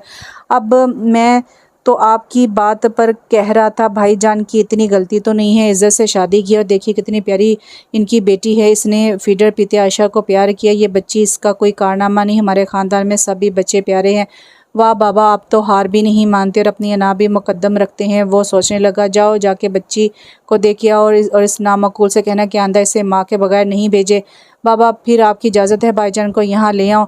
ज़किया, आपके दोनों बेटे निकम्मे और बेकार हैं, इन्हें बाप का ज़रा ख्याल नहीं है। वो अब ज़किया पर अपना गुस्सा उतारने लगे। नहीं बाबा, ऐसी बात नहीं है, नहीं करें, हमें आपका बहुत ख्याल है, हम आपसे बहुत मोहब्बत करते हैं। वो हसन अहमद के कदमों में बैठ के वो अपने बाप को ऐसे मलूल कभी नहीं देख सकता था। हमेशा दोनों ने अपने माँ बाप का ख्याल रखा था, मगर शहरिया ने जिन हालात में शादी की थी, ये भी इसने किसी लड़की की इज़्ज़त बचाने के लिए की थी। आप गुस्से को दूर फेंक के देखें तो बाबा, आपके तो दोनों बेटे आपकी तरबियत पर चल रहे हैं। भाईजान ने किसी लड़की को अगर इज़्ज़त दी तो क्या बुरा किया? आप भी तो हमेशा दूसरों की को इज़्ज़त देने की ही तरगीब करते आए हैं। और आप ये भी तो देखें कि वनीज़ा भाभी बहुत सादा मिजाज और सबका ख्याल करने वाली हैं। वहाँ रहकर भी आप ही की फ़िक्र में रहती हैं। अपने आप को मुजरिम समझती हैं कि उन्होंने भाईजान को आपसे दूर कर दिया, वरना हकीकत तो ये नहीं है। वासिफ ने इतने मध्यम लहजे में बोल रहा था कि हसन अहमद जैसे कातिल हो गए थे। वनीज़ा और फ़िज़ा में यही फ़र्क था। वनीज़ा दूसरों की इज़्ज़त करना जानती थी और फ़िज़ा सिवाय नखरों के कुछ नहीं जानती थी। हटो यहाँ से, मुझे आराम करना है। वो अब खड़े हो गए थे। ज़किया बेगम भी आयशा को कार्ड में जलाकर सुला चुकी थी। उन्होंने अंदाज़ा कर लिया था कि हसन अहमद बहुत थक गए हैं। प्लीज़ बाबा, आप भाईजान को घर आने की इजाज़त दे दें। वो तेज़ी से लहजे में इनसे गोया हुए, मैंने भी इसे यहाँ से नहीं निकाला, वो खुद ही यहाँ से चला गया था। वो टूटा हुआ और अफसुदा लग रहा था। बाबा, क्या बात है, आप बहुत उदास हो रहे हैं। जब जवान बेटे माँ बाप को तनहा छोड़ दें तो वो ऐसे ही हो जाते हैं। शहरियार से कहो हमारी बहू को लेकर फ़ौरन आ जाए। वो रुके नहीं, ये कहकर तेज़ी से चले गए। ज़किया बेगम की आंखों में खुशी और मसरत से आंसू आ गए। वासिफ, जल्दी जा इन दोनों को ले आ। ज़किया बेगम से और सब्र नहीं हो रहा था। आयशा को बेख्तियार उठाकर सीने से लगा ली। इनकी पोती की बदौलत सब कुछ ठीक हो गया था। वनीज़ा को तो यकीन नहीं आ रहा था। वासिफ ने इतनी जल्दी मचाई थी कि इसे पैकिंग तक करने नहीं दी। फ़ौरन ही इन्हें ले आया था। ये चचा और चची जान को बता दिया था और ये वो भी हैरान थी। नन्ही आयशा के घर में आते ही एक रौनक और ज़िंदगी में रंग आ गए थे। हसन अहमद तो पोती को देखकर नहाल होते रहते थे। देखा अपने बाबा को बेटी की औलाद के आगे सारा किस्सा भूल गए। ज़किया बेगम ने शहरियार से कहा, सब नाश्ते की टेबल पर बैठे थे और हसन अहमद कार्ट में लेटी आयशा के साथ लगे हुए थे। वनीज़ा मुलाजमा के साथ नाश्ता लगवा रही थी। आज इसका दूसरा दिन था। घर में आते इसने अपनी जिम्मेदारी को समझ लिया था। ज़रा जल्दी नाश्ता कर, 9 बजे मीटिंग है। हसन अहमद ने शहरियार से कहा, खुद इतनी देर से बच्ची के साथ लगे हुए हैं, ये तो कब से नाश्ते से फारिग आपका इंतज़ार कर रहा है। हाँ, मैं वो बस इसके साथ लग गया। इस नामाकुल की औलाद है ही इतनी प्यारी। शहरियार शर्मा के मुस्कुराने लगा। वनीज़ा की भी दबी दबी हंसी निकल गई। यह वासिफ अभी तक नहीं उठा। वो भाई के आने से इत्मीनान से हो गया था। कह रहा था कि मुझे ऑफिस के किसी काम के लिए नहीं कहा जाए। इसके घामट से कहना ज़्यादा फैले नहीं। हसन अहमद नाश्ता करने लगे थे। वनीज़ा, बेटे आप वासिफ के लिए भी कोई लड़की देखें। क्या कह रहे हैं आप? ज़किया तो हैरान रह गई। बाबा, वो अभी अपनी तालीम मुकम्मल करके आए, कुछ तो आज़ादी से घूमने दें फिरने दें। शहरिया झट गोया हुआ, इससे भी जल्दी बांध दिया जाए तो अच्छा, ताकि ये अपनी जिम्मेदारियों को तो समझेगा। वनीज़ा, वो आपके चचा की बेटी है ना? क्या नाम था भला? हसन अहमद को तो जैसे जल्दी थी दरियाब। शहरिया ने याद दिलाया, इसके लिए बात करो क्योंकि ऐसी ही लड़कियां ठीक रहेंगी। बाबा, वो लोग हैसियत वाले नहीं हैं, मुझे लड़की से मतलब है, इसकी हैसियत से नहीं। वो नैपकिन के से हाथ साफ़ करते हुए खड़े हो गए। वनीज़ा और शहरियार एक दूसरे को देखने लग गए क्योंकि हसन अहमद में ऐसी हैरान को तब्दीली किसी मौजे का बाइस थी। वासिफ से पूछे बगैर, बाबा ये सब करना मुश्किल है। जब तुम हमसे पूछे बगैर अपनी शादी रचा सकते हो, इस गते की हम इससे पूछे बगैर करेंगे। शहरियार और वनीज़ा जज्बर होकर रह गए। ज़किया बेगम आयशा को गोद में लेकर बैठी हुई थी। वो भी इनकी ऐसी बात पर खफीफ सी हो गई थी। मैं बाबा तो सारी बात यही ताना मारते रहेंगे। शहरिया कुछ अफसुदा हो गए थे। मैंने ताना नहीं मारा, वैसे एक ही बात कर रहा हूँ, कभी अपनी चलाए और शराजी की बेटी की भी मर्ज़ी नहीं थी, इसलिए मैं खामोश हो गया। हसन अहमद ने इनकी बात सुन ली थी। वो वजाहत देने फिर चले आए थे। जितनी जल्दी हो सके रिश्ता हो जाए, मैं चचा जान से जिक्र करूंगी। वनीज़ा ने मुअद्दब अंदाज में कहा। इसे हसन अहमद से अभी भी डर लग रहा था, जबकि उन्होंने इसे कुछ भी नहीं कहा था, मगर वासिफ के लिए, चचा जान के दरियाब के लिए कहना ये तो बहुत ही हैरानकुन बात थी। वासिफ की सुबह 10 बजे हो गई थी। वो नाश्ते से फारिग होने के बाद टीवी देखने लगा। वनीज़ा और ज़किया ने इससे बात कर ली थी। वो तो खुशी से उछली गया था। भाभी, आपकी गज़ल मान जाएगी। इसकी तो खुशी ख्वाहिश बिन कहे पूरी हो रही थी। इससे क्या चाहिए था तुम्हें? एतराज़ नहीं क्या वनीज़ा को हैरानी हो रही थी, क्योंकि वासिफ अमेरिका से अपनी तालीम मुकम्मल करके आया था। इसकी तो सोच ही कुछ और होगी, मगर दरियाब के लिए रजामंदी देना ये अनहोनी बात थी। मैं तो चचा और चची जान से बात करूँगा, वो जो फैसला करेंगे इसे मानना पड़ेगा। वासिफ को बदगुमान ना किया। वो दरियाब ने अव्वल रोज़ से ही मुतासिर किया था। वो साफ गो लड़की थी और बनावट से पाक थी, और लड़कियों की तरह से मैं इसमें अठलाना और तराना नहीं था। बाबा यूँ अचानक से फ़ैसला कर देंगे, मुझे तो यकीन नहीं आ रहा। वो खुद से हम कलाम था। रात में ही ज़किया बेगम वनीज़ा के साथ चली गई थी। वासुक घर में था और वो इंतज़ार कर रहा था क्या जवाब मिलता है। इसे अंदाज़ा तो था वो लड़की इतनी जल्दी मानेगी नहीं, क्योंकि अमीरों के ख़िलाफ़ इसके दिल में जहर जो भरा हुआ था, वो भी इसके लिए कि वनीज़ा के साथ जो सलूक हुआ था वो इसे बदगुमान करने को काफ़ी था। दरियाब तो हैरानगी के समंदर में गोताज़न हो गई थी। इसने तो कभी सोचा भी नहीं था कि बस एक बात सोची थी कि क्या गरीबों की लड़कियों के लिए अमीर घरों से रिश्ते नहीं आ सकते, और जबकि अनजाने में सोचेगी इसकी ये बात सच भी हो गई थी। वो तो बेकल और परेशान थी। वासिफ अहमद का रिश्ता यानी वनीज़ा के देवर का रिश्ता, वो जानती थी कि वो कितने बड़े लोग हैं, फिर भी आम से लोगों में रिश्ता भेज दिया। मगर जब से वनीज़ा की शादी हुई थी, वहाँ इसके ससुर ने तो बेदखल ही कर दिया था। वो कब भूली थी वो सब। वनीज़ा को शहरियार ने अलग फ्लैट में रखा हुआ था। वो शहरियार के बाबा से कुछ मुनतफर हो गई थी। इसे ऐसा लग रहा था जैसे ज़बरदस्ती रिश्ता भेजा गया हो, और वो इतने बड़े घर में जाना ही नहीं चाहती थी। बच्चों कब से सोचे जा रही हैं, अब रहने भी दें। अरीबा ने इसके शाने पर हाथ रखा। वो उछल ही गई। आपको अम्मी बुला रही हैं, खैरियत तो है? इसने देखा 9 बजने वाले थे। रात के खाने से फारिग होने के बाद वो अपने कमरे में आ गई थी। खैरियत ही होगी। दरियाब अपना जर्द आंचल करीने से शाने पर डाल के अम्मी के कमरे में, अब्बू भी जैसे इसके मुंतज़िर बैठे थे। और बेटा बैठो। अंसर अली ने इससे सामने वाली चेयर पर बैठने को कहा। सलमा इशा की नमाज के बाद की तस्वीर पढ़ रही थी। दरियाब खामोश ही घबराई बैठ गई। बेटा देखो, मैं भी कोई तहमीद बिल्कुल नहीं बांधूंगा इस रिश्ते पर। अगर तुम्हें एतराज़ नहीं हो तो मैं जवाब दे दूं। दरियाब का सांस रुकने लगा। इतनी जल्दी फैसला? और वो जो पिछला प्रपोजल था, इसे भी तो कोई जवाब नहीं दिया था, फिर इसके लिए इतनी जल्दी क्यों? जी आप ना का जवाब दे दें। इसने अपने हाथों की उंगलियों को आपस में जकड़ा। बेटा मैं तो रजामंदी दे रहा था, इसके ऐसे जवाब की तवक्को नहीं थी। अब्बू, रिश्ता अगर बराबर वालों में किया जाए तो अच्छा है, हमारी सेहत नहीं हम इनका मुकाबला करें। इसने समझदारी से मकूल वजह के साथ इनकार किया था। अंसर अली और सलमा हैरत में मुब्तला दूसरे को देख कर रह गए। बेटा वनीज़ा बहुत ज़ोर देकर गई है, इनकार नहीं करें। अबू, आप ही के साथ जो हुआ वो तो हमसे मख्फी नहीं है। अगर हम हसीयत में इन्हीं के बराबर होते तो वो वनीज़ा आप ही को खुशी खुशी ब्याह कर ले जाते। वो इन लोगों से ज़्यादा बदगुमान थी। जैसे वो हसन अहमद को साथ दिलाना चाहती थी कि पैसा मेरी कुछ नहीं होता, इंसान का किरदार और वक़ार सबसे बड़ी दौलत होता है। आप मुझे मजबूर नहीं कीजिएगा, मुझे रिश्ता मंजूर नहीं। वो ये कहकर रुकी नहीं चलेगी। मेरी बेटी बहुत हसास है, इसे गवारा नहीं कि अगर कोई इसे गिरा हुआ समझे। अंसर अली पुरसोच अंदाज में गोया हुआ है। मैं तो चाह रही थी कि इसकी भी वही हो जाए। जब वो राज़ी नहीं तो ज़बरदस्ती नहीं करनी चाहिए। अंसर अली ने सलमा को समझाया। सलमा को रात दिन अपनी दोनों बेटियों की फ़िक्र थी। बेटियाँ एक फ़र्ज़ और ज़िम्मेदारी होती हैं जो पूरी करना होती हैं। वासिफ को जब इसके इनकार की वजह का इल्म हुआ तो वह सन्नाटे में आ गया। हसन अहमद भी परेशान से हो गए। उन्होंने खुद फिर दरियाब से बात करने का सोचा और वो अंसर अली से मिलने चले आए थे। चलो तुम्हें बाबा बुला रहे हैं, बज्जो ये क्या हो रहा है? दरियाब के तो वहमो गुमान में भी नहीं था कि वो यूँ इस तरह आ जाएंगे। तुम्हारे इनकार की वजह इन्हें समझ नहीं है, इसलिए बाबा खुद से चल के आए हैं। वनीज़ा इसके बालों को हाथ से संवारने लगी। बज्जो आप मेरी बात सुने, मैंने कुछ सोच के इनकार किया है। वो बुलखलाई सरपटा गई। वनीज़ा इसकी कोई बात सुने बगैर ड्राइंग रूम में ले आई थी, जहाँ ज़किया बेगम शहरियार भी मौजूद थी। उसने सलाम किया और झिझकती हुई घबराई हुई अम्मी के साथ ही बैठ गई। बेटा हमें आपके इनकार की ये वजह कुछ समझ में नहीं आई। रिश्ता बराबर वालों में ही अच्छा लगता है, ये बात तो ठीक है, और हम इसीलिए रिश्ता करने आए हैं। हसन अहमद को इसकी साफ गोई अच्छी लगी थी। इसकी निगाहें शर्म और हिजाब की वजह से झुकी हुई थी। हसन अहमद के अपनाए से पुर लहजे पर तो यकीन ही नहीं हो रहा था। मैं कोई शुरू से पैसे वाला नहीं था, मैं भी आप लोगों की तरह था, बस किस्मत ने साथ दिए, मेहनत की और रंग लाई। आज जब मैं इतना इस्टेब्लिश हूँ, सिर्फ अल्लाह ताला की मेहरबानी की वजह से मेरे रिश्ते अपने बराबर वालों में ही कर रहा हूँ। अगर आप इसलिए परेशान हैं कि मैंने वनीज़ा बेटी को बहुत तस्लीम नहीं किया था, इस वजह से नहीं कि ये गरीब थी, बल्कि इसकी वजह ये थी कि शहरियार ने मुझे बताए बगैर शादी की और मैं अपने बिज़नेस पार्टनर की बेटी के लिए ज़बान दे चुका था। बस मुझे अपनी बात का पास था। सारी नाराज़गी की वजह भी यही थी। उन्होंने तफसील से सारी बात बताई। अंसर अली, अब इनकार की कोई गुंजाइश नहीं चाहिए। चलिए ज़किया, आप हमारी बेटी का मुंह मीठा करवाएं। अंसर अली भी कुछ नहीं बोले क्योंकि उन्होंने बात इतनी आसानी से क्लियर कर दी थी कि इनकार की कोई वजह नहीं बनती थी। दरियाव के मुंह से तो लगता था कि अल्फाज ही नहीं निकल रहे थे। बारी बारी इसका सबने ही मुंह मीठा करवाया था। वनीज़ा बहुत खुश थी।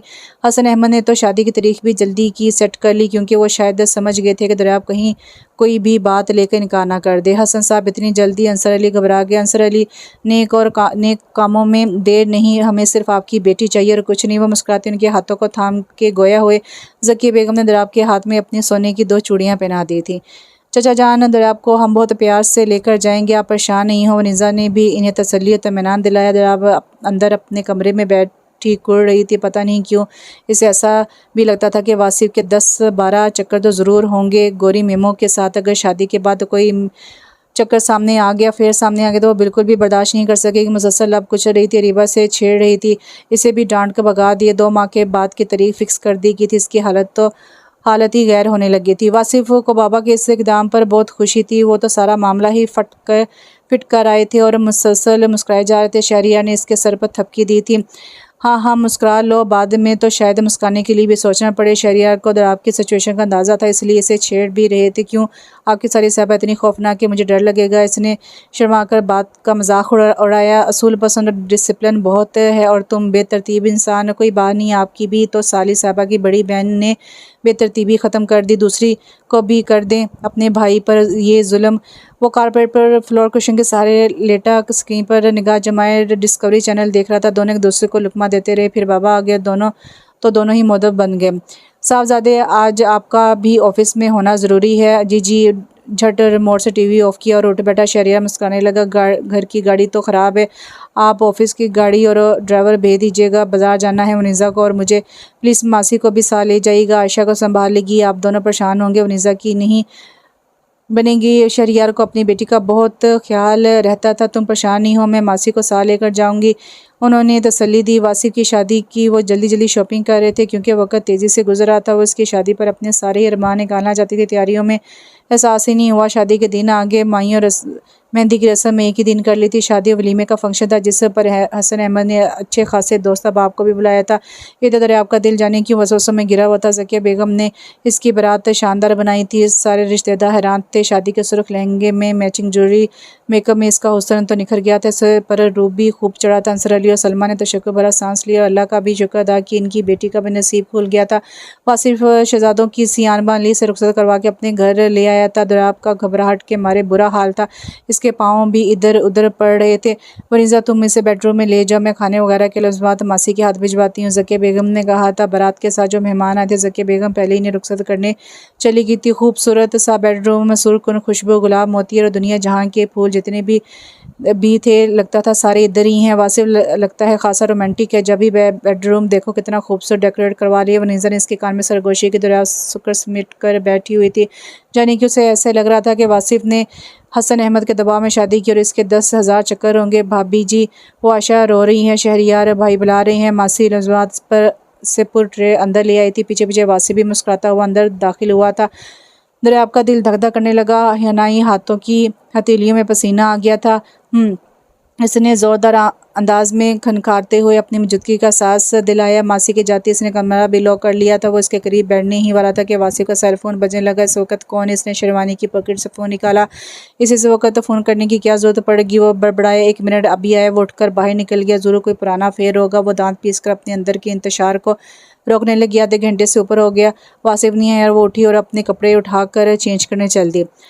वासिफ अंदर आया इससे तो हैरानगी का झटका लगा। जोड़ी गजरे सारा कुछ बेड पर पड़ा था। ये तुमने क्या किया? वो दराब को पिंक कमीज शलवार में देखकर वो तो गुस्से में आ गया। इसने तो इसका रूसी रूप अभी तक देखा ही नहीं था। पूरा वक्त वो यही सोता रहा और खुश होता रहा। आराम से पूरे हक से वो रूबरू अपने बेड रूम में से देखेगा। क्या किया? वो अनजान बनी। दराब, हमारी शादी हुई है आज। आगे बोलते बोलते रुक गया क्योंकि वो वॉशरूम में घुस गई थी। ये अपने आप को क्या समझ रही है? वो गुस्से में खुद भी चेंज करने चला गया। वो तिलमिला रहा था, मगर जब्त किया हुआ था। ये तुमने मेरे साथ अच्छा नहीं किया तो आपको खुद पता होगा कि कौन अच्छा और बुरा कर रहा है। वो सोफे पर बैठ गई।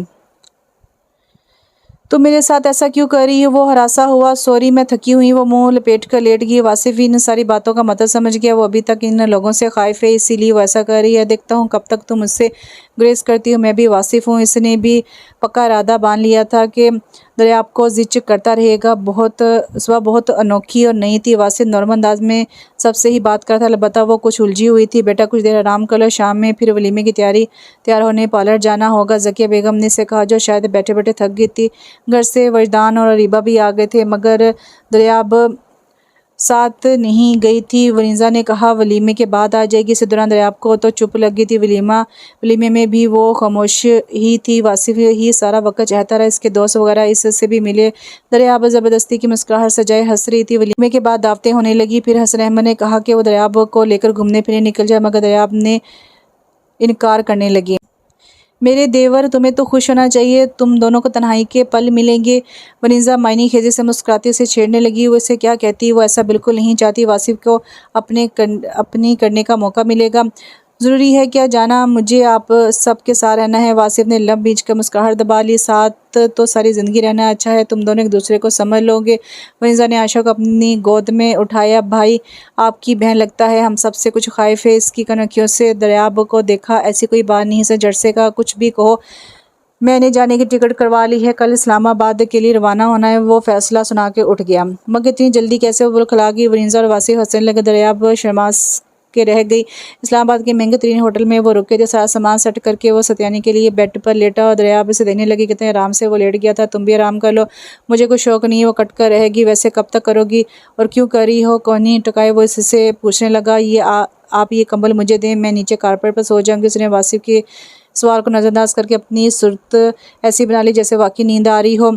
इस्लामाबाद की ठंड है, कराची की नहीं। तुम्हारी कुल्फ़ी जम जाएगी। किसने कहा था इतनी ठंड में निकलने को? वो उल्टा इस पर गुस्सा करके अपनी झंझलाहट निकालने लगी। ऐसे ही मौसम में हनीमून मनाया जाता है। वो मुस्कुरा कर इसे सुलगाने लगा। दरियाब ने इसे घूरा और बेड से कंबल उठाया और कारपेट पर लेट गई। मैं भी देखता हूँ कब तक आपकी अकड़ चलती है। इसने दूसरा कंबल उठाकर ओढ़ लिया। पूरी रात दरियाब को नई जगह की वजह से नींद नहीं आ रही थी और फिर इनकी शादी को हफ्ता भी नहीं हुआ था। वासिफ इसे यहाँ ले आया था। इसका वो हर तरह से ख्याल कर रहा था। इसने तो कभी ख्वाब में भी नहीं सोचा था कि इसकी अनजाने में सोची की बातें इस तरह भी पूरी होंगी। एक वो अमीर घराने में शादी होने के ख्वाब देखती थी, लेकिन जब से वो वनीज़ा की शादी हुई थी इसकी सोचें बदल गई थी। हालांकि हसन अहमद ने इससे कितना अपनी बातों से मुतमिन किया था, मगर वासिफ की तरफ से मुतमिन नहीं थी।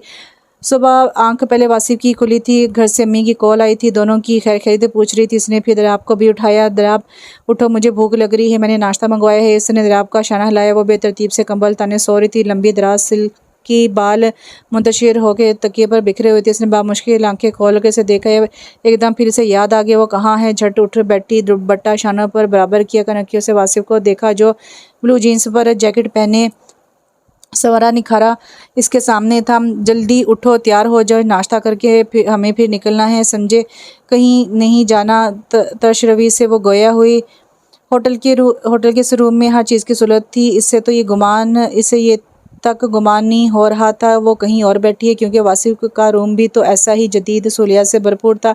देखो, जो भी नखरे करने हैं अपने ससुराल में जाके करना, मुझे तो तुम यहाँ बोर मत करो। ज़िंदगी से बोला। वो लब बींच कर रहेगी। ना चाहते हुए भी वो तैयार हुई। कॉटन के पिंक एम्ब्रॉयडरी के सूट पर खूबसूरत से स्वेटर और शॉल के साथ वो तैयार थी। वासिफ अपना वॉलेट उठा ही रहा था कि इसने कॉल स्पीकर पर डाल दी। तुम्हें चैन नहीं है? वहाँ अमेरिका में भी मेरा पीछा नहीं छोड़ा और यहाँ भी पीछे पड़ी हो। वो जाने किस पर गुस्सा निकाल रहा था। दरियाब चूक कर इसकी बात सुनी। अच्छा यार, ठीक है, क्यों चीख रही हो? अभी मैं निकल रहा हूँ। इसने दरियाब को हाथ के इशारे से निकलने को कहा। वो दांत पीसने लगी। दोनों साथ साथ कॉरिडोर से निकल रहे थे और वासिफ किसी लड़की से बातों में मसरूफ था। ओके, वापसी पर कोशिश करूँगा, मैं बंद कर रहा। उसने कहकर कॉल बंद कर दी। जान को ही आ जाती है, पता है, ये अमेरिका में भी मेरा दिमाग चाट जाती थी। वो रवानी से इसे बता रहा था, जबकि वो बीजोताब खा रही थी, क्योंकि इसका शक यकीन में बदल गया था। इसकी ज़िंदगी में पहले ही कोई लड़की मौजूद थी। वो इसे मुख्तलिफ मकामात पर लेकर घूमता फिरता रहा। दरियाब का ज़रा भी दिल नहीं लग रहा था। 9 बज गए थे। दरियाब खासी थक गई थी, मगर वासिफ ने किसी बड़े से आनी गेट के आगे गाड़ी रोकी थी। सेल निकाला और कॉल की। सुनो, जल्दी से दरवाज़ा खोल दो, भूखे मारे हशर हो रहा है। वो फिर किसी से मुखातिब था। ये आप कहाँ ले आए हैं? वो हैरानी से पूछ रही थी। इसी दौरान गेट खुला। वासिफ ने गाड़ी अंदर की और वो आंधी तूफान की तरह इसकी तरफ बढ़ी थी। धोखेबाज, फरेबी, मुझे बताया भी नहीं और शादी कर ली। वो दरियाब का ख्याल किए बगैर वासिफ पर चढ़ दौड़ी थी। आराम से सांस तो लेने दो। वासिफ शायद दरियाब के चेहरे की नागवारी देख चुका था, इसलिए वो ज़रा संभल कर गोया हुआ आओ अंदर चलो। मैं दरियाब आप भी। इसने दरियाब का हाथ पकड़ा और अंदर की तरफ बढ़ गई। वो तो इन दोनों की दोस्ती की नोयत जो समझ रही थी, इसे सोच के गुस्सा आने लगा। नबीला ने खाना लगवाया और इन दोनों के लिए रूम भी सेट करवा दिया था, मगर दरियाब को इस दौरान चुप लगी हुई थी। तुम्हें मैंने अमेरिका में भी कहा था जब भी शादी करो एक कॉल कर देना, मगर तुमने तो बताना तक ज़रूरी नहीं समझा। वो वासिफ पर कुशन और जाने क्या क्या बरसा रहे थे कि तुम्हें कॉल नहीं की तो इसका मतलब ये नहीं कि तुमसे शादी करनी थी, तुमसे पूछ के शादी करनी थी। दरियाब वासिफ को रूम में नापाक से देखने के लिए बाहर आई थी, मगर लॉन्च में तो नबीला वासिफ की दुर्गत बनाने में मसरूफ़ थी और वो अपने दिफा में जाने क्या क्या नहीं कर रहा था। तुम पता नहीं किस मिट्टी के बने थे, असर ही नहीं हुआ मेरी मोहब्बत का। दरियाब के कानों में लगता था कि कोई बम फटा। वो सन्नाटे में ही आ गई थी। तुमसे शादी करके मुझे पागल नहीं होना था। वासिफ की यकदम निगाह सतून के साथ खड़ी दरियाब पर पड़ी, जिसकी रंगत तक उड़ी हुई थी और वो जहाँ था वहीं रह गया। दरियाब तुम कब आई? वो दोनों बोल खड़ा गए। जब आप दोनों एक दूसरे की मोहब्बत की नफ़ी कर रहे थे। ये कहकर वो रुकी नहीं, दांत पीसती हुई अंदर चली गई। वासिफ ये तो बुरा हो गया। दरियाब लगता है नाराज़ हो गई। नबीला को फिक्र हुई। वासिफ भी वो हवास बख्ता हो गया। दरियाब के पीछे रूम में भी आया। इसका चेहरा तना हुआ था। दरियाब का शक ठीक निकला। नबीला इसकी मोहब्बत थी और इससे शादी हो गई थी दरियाब जैसा तुम सोच रही हो ऐसा कुछ नहीं है। मैं कुछ नहीं सोच रही। अच्छा हम यहाँ से कब चलेंगे? अंदाज रुखा और सदमेहर था। वो वासिफ पर निगाह डालना भी मुनासिब नहीं समझ रही थी। खाने के बाद चलेंगे। नबीला ऐसे तो नहीं जाने देगी। इसकी फैमिली से सब से मिलकर जाएंगे। वो कदर तोक़ों के बाद रुक रुक के गोया हुआ। दरियाब मुठियाँ बींच कर के अंदर की इंतशाक रोकने की पूरी कोशिश करती। इसका लगता था सांस रुक रहा हो। वो एक मिनट यहाँ रुकना नहीं चाहती थी। इसकी फैमिली से मिलकर क्या पुराना रिश्ता जोड़ना है? फिर तंज में डूबा तीर फेंका। वासिफ को इसकी सूरत देखकर हंसी आ रही थी। वो मुकम्मल गलतफहमी में गिरफ्तार हो गई थी। वो इससे इस सिचुएशन पर मज़ा आ रहा था। रिश्ता तो पहले ही जुड़ा हुआ है, बस फैमिली से तुम्हें भी मिलवा दूँ क्योंकि बाद में आना जाना तो लगा रहेगा। जी। वो तो बैठे से खड़ी होगी। मुझे फ़ौरन कराची जाना है, नहीं रहना आपके साथ। आपके पुराने अफेयर्स थे, इनसे ही क्यों नहीं की शादी? वो बुरी तरह गुस्से में अंदर ही अंदर बीचोताब खा रही थी। ज़रूरत महसूस नहीं की। वो मुस्कुराहट होकर गोया हुआ। देख कराची जाने की तो बात नहीं करो क्योंकि नबीला बिल्कुल भी अभी जाने नहीं देगी। ठीक है आप रहें अपनी नबीला के साथ। वो सेल पर नंबर मिलाने लगी। किससे कॉल मिला रही है? वासिफ को अंदाज़ा हो गया था वो ज़रूर घर कॉल कर रही है। शरियार भाई को कर रही हूँ, वो मुझे लेने आ जाएं। तुम्हारा दिमाग ख़राब हो गया? उसने सर झपट लिया। देखिए आप और नबीला मेरी तजलील नहीं कर सकते। अगर आपको नबीला के साथ रहना है तो रहें, मुझे जाने दे। इसने आवाज़ में दर्शती और नागवारी बरकरार थी। वासिफ वासिफ नबीला की आवाज़ें आ रही थी और दराब में उलझा हुआ था। अरे आवाज़ क्यों दे रही हैं? अंदर आ जाएं, आप ही का रूम है, घर है। दरियाब ने तंजिया कहा। नबीला चौखट पर खड़ी थी, निगाहों में पशेमानी थी। दरियाब आप शायद गलत समझ रही हैं। मैंने जो कुछ देखा और सुना फिर भी शायद कह रही हैं। अगर आपका इंटरेस्ट वासी में था तो आपने क्यों नहीं कहा इनसे? और ये सब तमाशा दिखाने के लिए मुझे यहाँ लाए? वो रोने वाली होगी। वासी तुमने इन्हें बताया नहीं? वो घर भाग गई थी। दरियाब का रंग अचानक ही बदल गया था। मैंने या तुमने ऐसा क्या जुर्म कर दिया? अरे हम फ्रेंड्स से इस तरह तो चलता ही है। वासिफ बात को दूसरी रुख पर ले जा रहा था। अरे वासिफ बीवी है, ये तुम्हारी गलती होगी। मैं तो पहले ही राज़ी नहीं थी। मेरे साथ इतना बड़ा धोखा। दरियाब अपना सर दोनों हाथों में थाम कर रहेगी। वासिफ ने इशारे से नबीला को चुप रहने को कहा।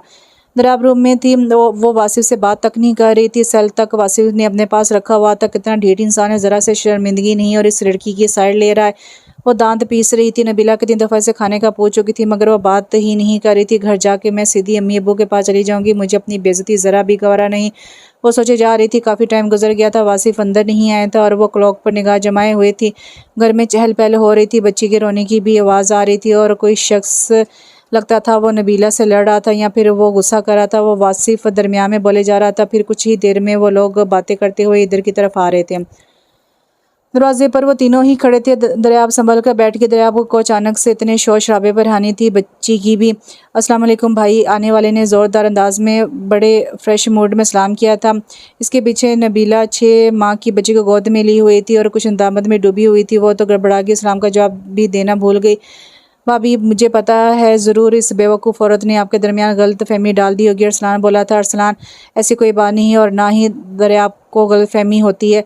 वासिफ वजाहत देने लगा। दरियाब बैठे से खड़ी होगी। वो क्या बोल रहा था? वो हवास बाख्ता सी ना समझी कैफियत में इन लोगों को देख रही थी। असल में भाभी मैं सुबह ही निकल गया था वरना आपसे मुलाकात करके जाता। ये दोनों तो वहाँ अमेरिका में ऐसे ही लड़ते थे। इनकी लड़ाइयाँ पूरी यूनिवर्सिटी में मशहूर थी। असलान खुशगवार अंदाज में से बता रहा था। सॉरी दरियाब, असल में मैं भूल गई थी कि वासिफ की शादी होगी। इसकी बीवी को बुरा लग सकता है। अच्छा ये बताओ नबीला जब मैं तुमसे लड़ता था वहाँ भी कभी अरसलान को बुरा नहीं लगता था, जबकि तुम दोनों की शादी हो गई थी। वासिफ ने दरियाब को गोया जताया। वो चूंकि इसकी बात पर गौर करने लगी। अरे यार वासिफ, क्यों भाभी को परेशान कर रहे हो? हनीमून पर आए हो, खुशी खुशी इंजॉय करो। अरसलान ने बात को इधर उधर किया। दरियाब को शर्मिंदगी हुई। वो तो नबीला को गलत समझ रही थी। वो शादीशुदा और एक बच्ची की माँ भी थी। भाभी, इसका कोई अफेयर वगैरह भी रहा ही नहीं। मैं तो हैरान होता था कि इससे कोई लड़की पसंद ही नहीं आती। फिर ये नबीला क्या बोल रही थी? इधर आपका ज़हन अभी भी उलझा हुआ था, मगर अंदर के सवाल को ज़बान पर नहीं लाई थी। असल में नबीला का बच्चा ना था, जबकि एक बच्ची की माँ बन गई है।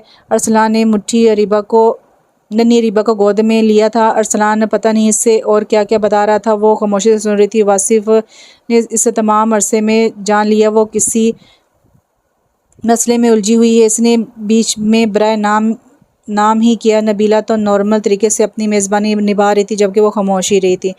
ज़रा प्लीज़ सॉरी। वो सॉरी करने लगी। सॉरी की आपको ज़रूरत नहीं है, गलती इनकी है। अगर ये बता देते तो मैं आपको इतना कुछ नहीं सुनाती। वो खुद बहुत शर्मसार थी। नबीला से आंख भी नहीं मिला रही थी। वासिफ की और आपकी जोड़ी बहुत ज़बरदस्त है और वासिफ ऐसी ही लड़की के लिए डिज़र्व करता था। इसने भी वहाँ किसी लड़की को बुरी नज़र से नहीं देखा। मेरी और अरसलान से इसकी बहुत दोस्ती थी। हमारी फैमिलीज़ वहीं थी और हम आपस में कज़न्स भी हैं।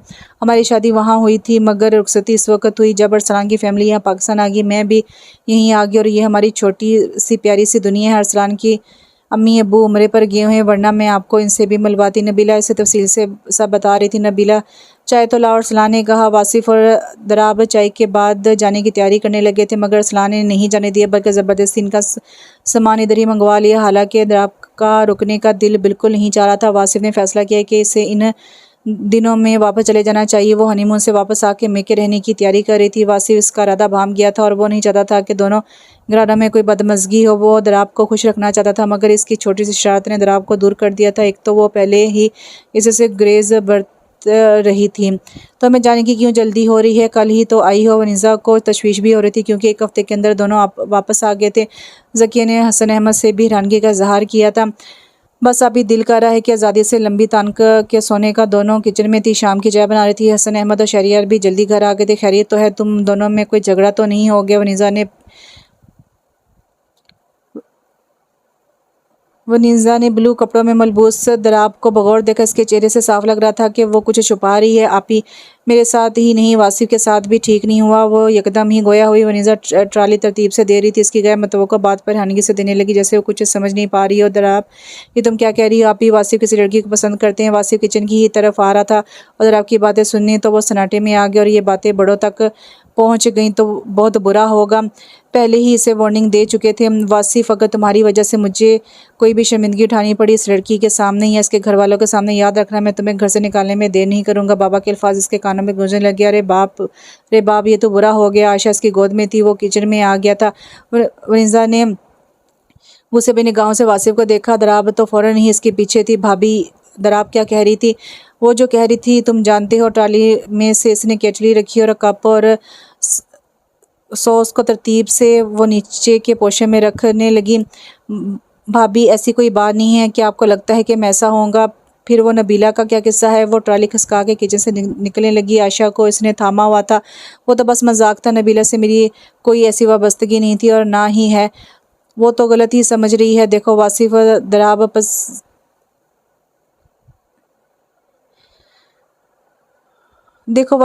दरियाब सास पसंद लड़की हो। मेरे चचा और चची जान बहुत हसास तबीयत के हैं, वो ऐसे कोई बात बर्दाश्त नहीं कर सकेंगे। देखो तुम हम लोग गरीब लोगों को मजाक का निशाना नहीं बनाओ। हमारा नसीब है जो हम दोनों कज़न इस बड़े घर की बहू बनेगी। इससे ज़्यादा तौहीन नहीं करना कि तुम्हें संभलना मुश्किल हो जाए। वनीज़ा भी अफसुर्दा हो गई थी। वो इस घर में आ तो गई थी, मगर अपना माजी नहीं भूली थी। दरियाब रात में ही चली गई थी। वासिफ तो जोरू बन गया था। दरीबा का दिल टूट गया था। नबीला की बातें भूलती ही नहीं थी। आप भी वहाँ कहाँ कहाँ की सैर की आपने? वजदान इसके पास आके बैठ गए। से जाने की भी बेचैनी थी। ज़्यादा घूमे ही नहीं। ठंडी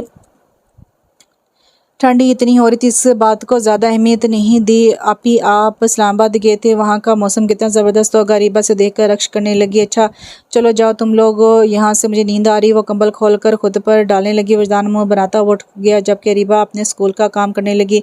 दरियाब का ज़हन उलझा हुआ था। वासिफ मुश्किल से इसे कॉल किए जा रहा था, मगर रिसीव नहीं कर रही थी। रीबा ने इसका सेल फिर इसके हाथ में दिया। आपी वासिफ भाई की कॉल आ रही, कह दो सॉरी। इसने सेल वापस इसके हाथ में थमा दिया। दरियाब ने भी सोच रही थी कि वासिफ से कोई बात नहीं करेगी, वो हरगिज़ नहीं जाएगी। अम्मी और अब्बू से थकन का बहाना करके वो रुक गई थी, वरना अम्मी को सबसे ज़्यादा इसकी फ़िक्र होती थी। मगर उन्होंने इसका अंदाज़ा लगाया था कि वो कुछ चुप सी है, वरना शादी के बाद तो लड़कियां खिल जाती हैं, मगर दरियाब इन्हें मुरझाई हुई लग रही थी।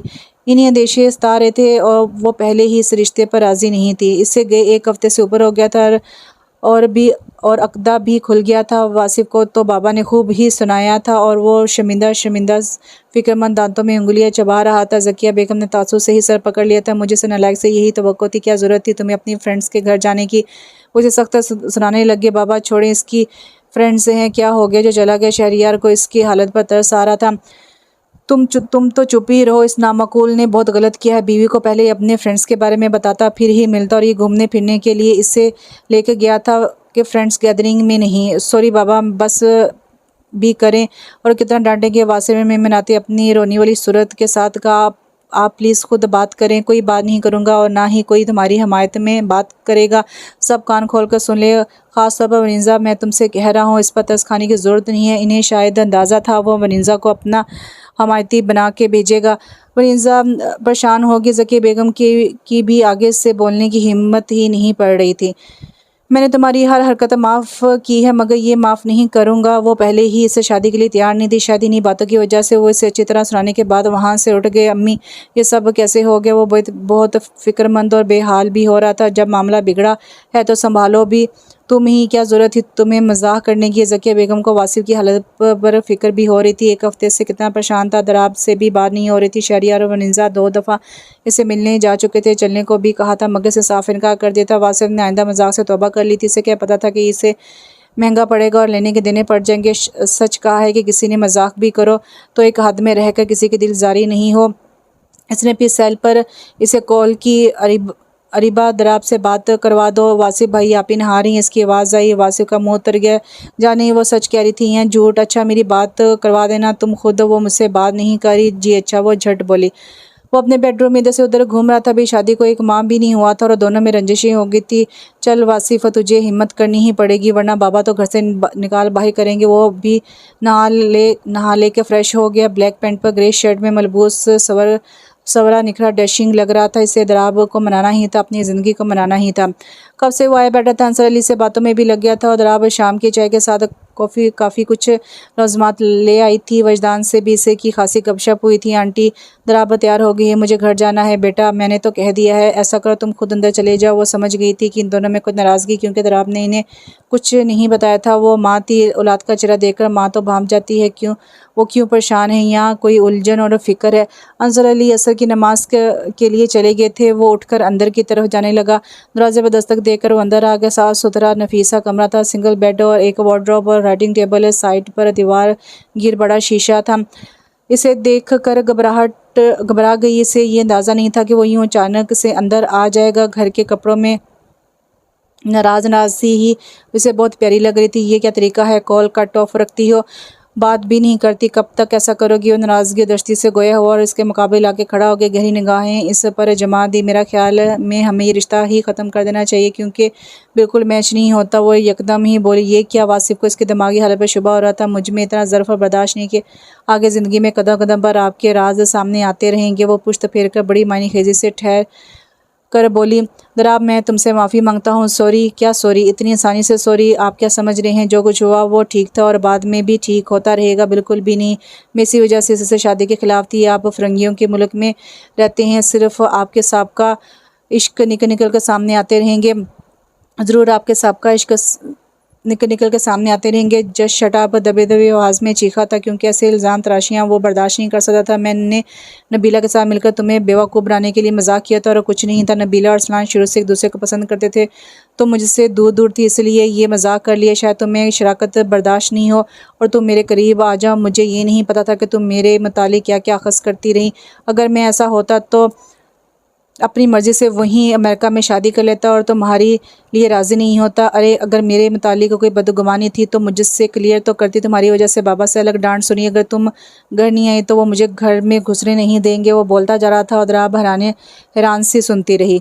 दराब मैं तो तुम्हें चुपके चाहने लगा था। अगर मैं किसी को पसंद करता तो पहले ही कर लेता। मुझे तुम्हारी मासूमियत सागोई बहुत अच्छी लगी थी। तुम में और लड़कियों की तरह अयारी और दिखावा नहीं था। मैं तो दिल हार बैठा था। वो कदर तोक़ो के बाद फिर गोया हुआ और तुमने नबीला को क्वेश्चन तो दिया। बेचारी रोज़ कॉल करती है पूछने के लिए कि तुम्हारी नाराज़गी ख़त्म हुई या नहीं। वो चेहरे पर हाथ फेर के सांस बाहर करने लगा। नहीं चलता तो आ जाओ, नहीं चलना तो आ जाओ, वरना मैं जा रहा हूँ।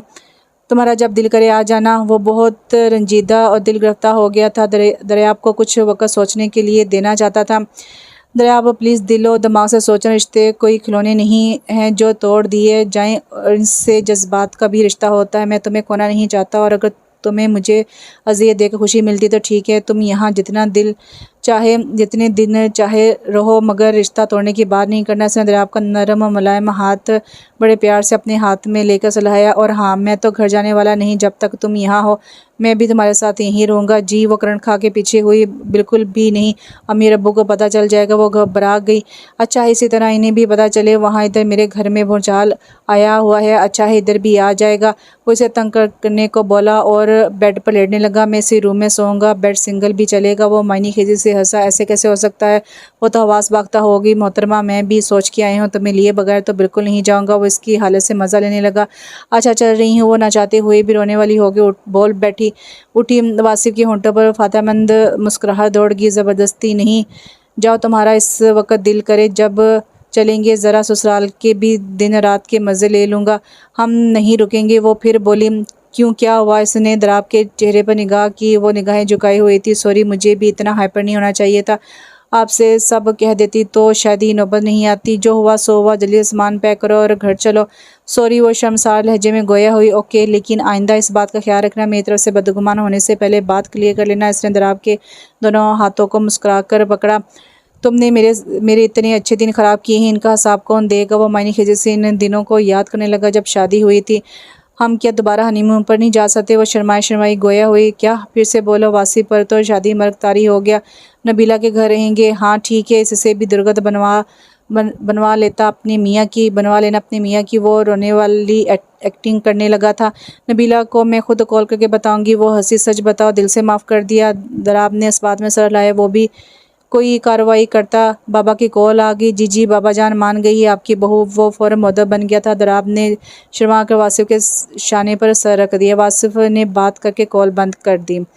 आइए, वनीज़ा आपी और शहरियार भाई आए हैं। अरीबा की आवाज़ पर वो तेज़ी से निकला था। यार जल्दी आ जाना सामान समेत। ये कहकर वो निकल गया। दराब को ऐसा लगा इसके बेचैन दिल को सुकून मिल गया हो। वासिफ की खुली मोहब्बत के इजहार ने इसे मुतमिन कर दिया था। साथ ही दिल की फ़िज़ा महकने लगी थी।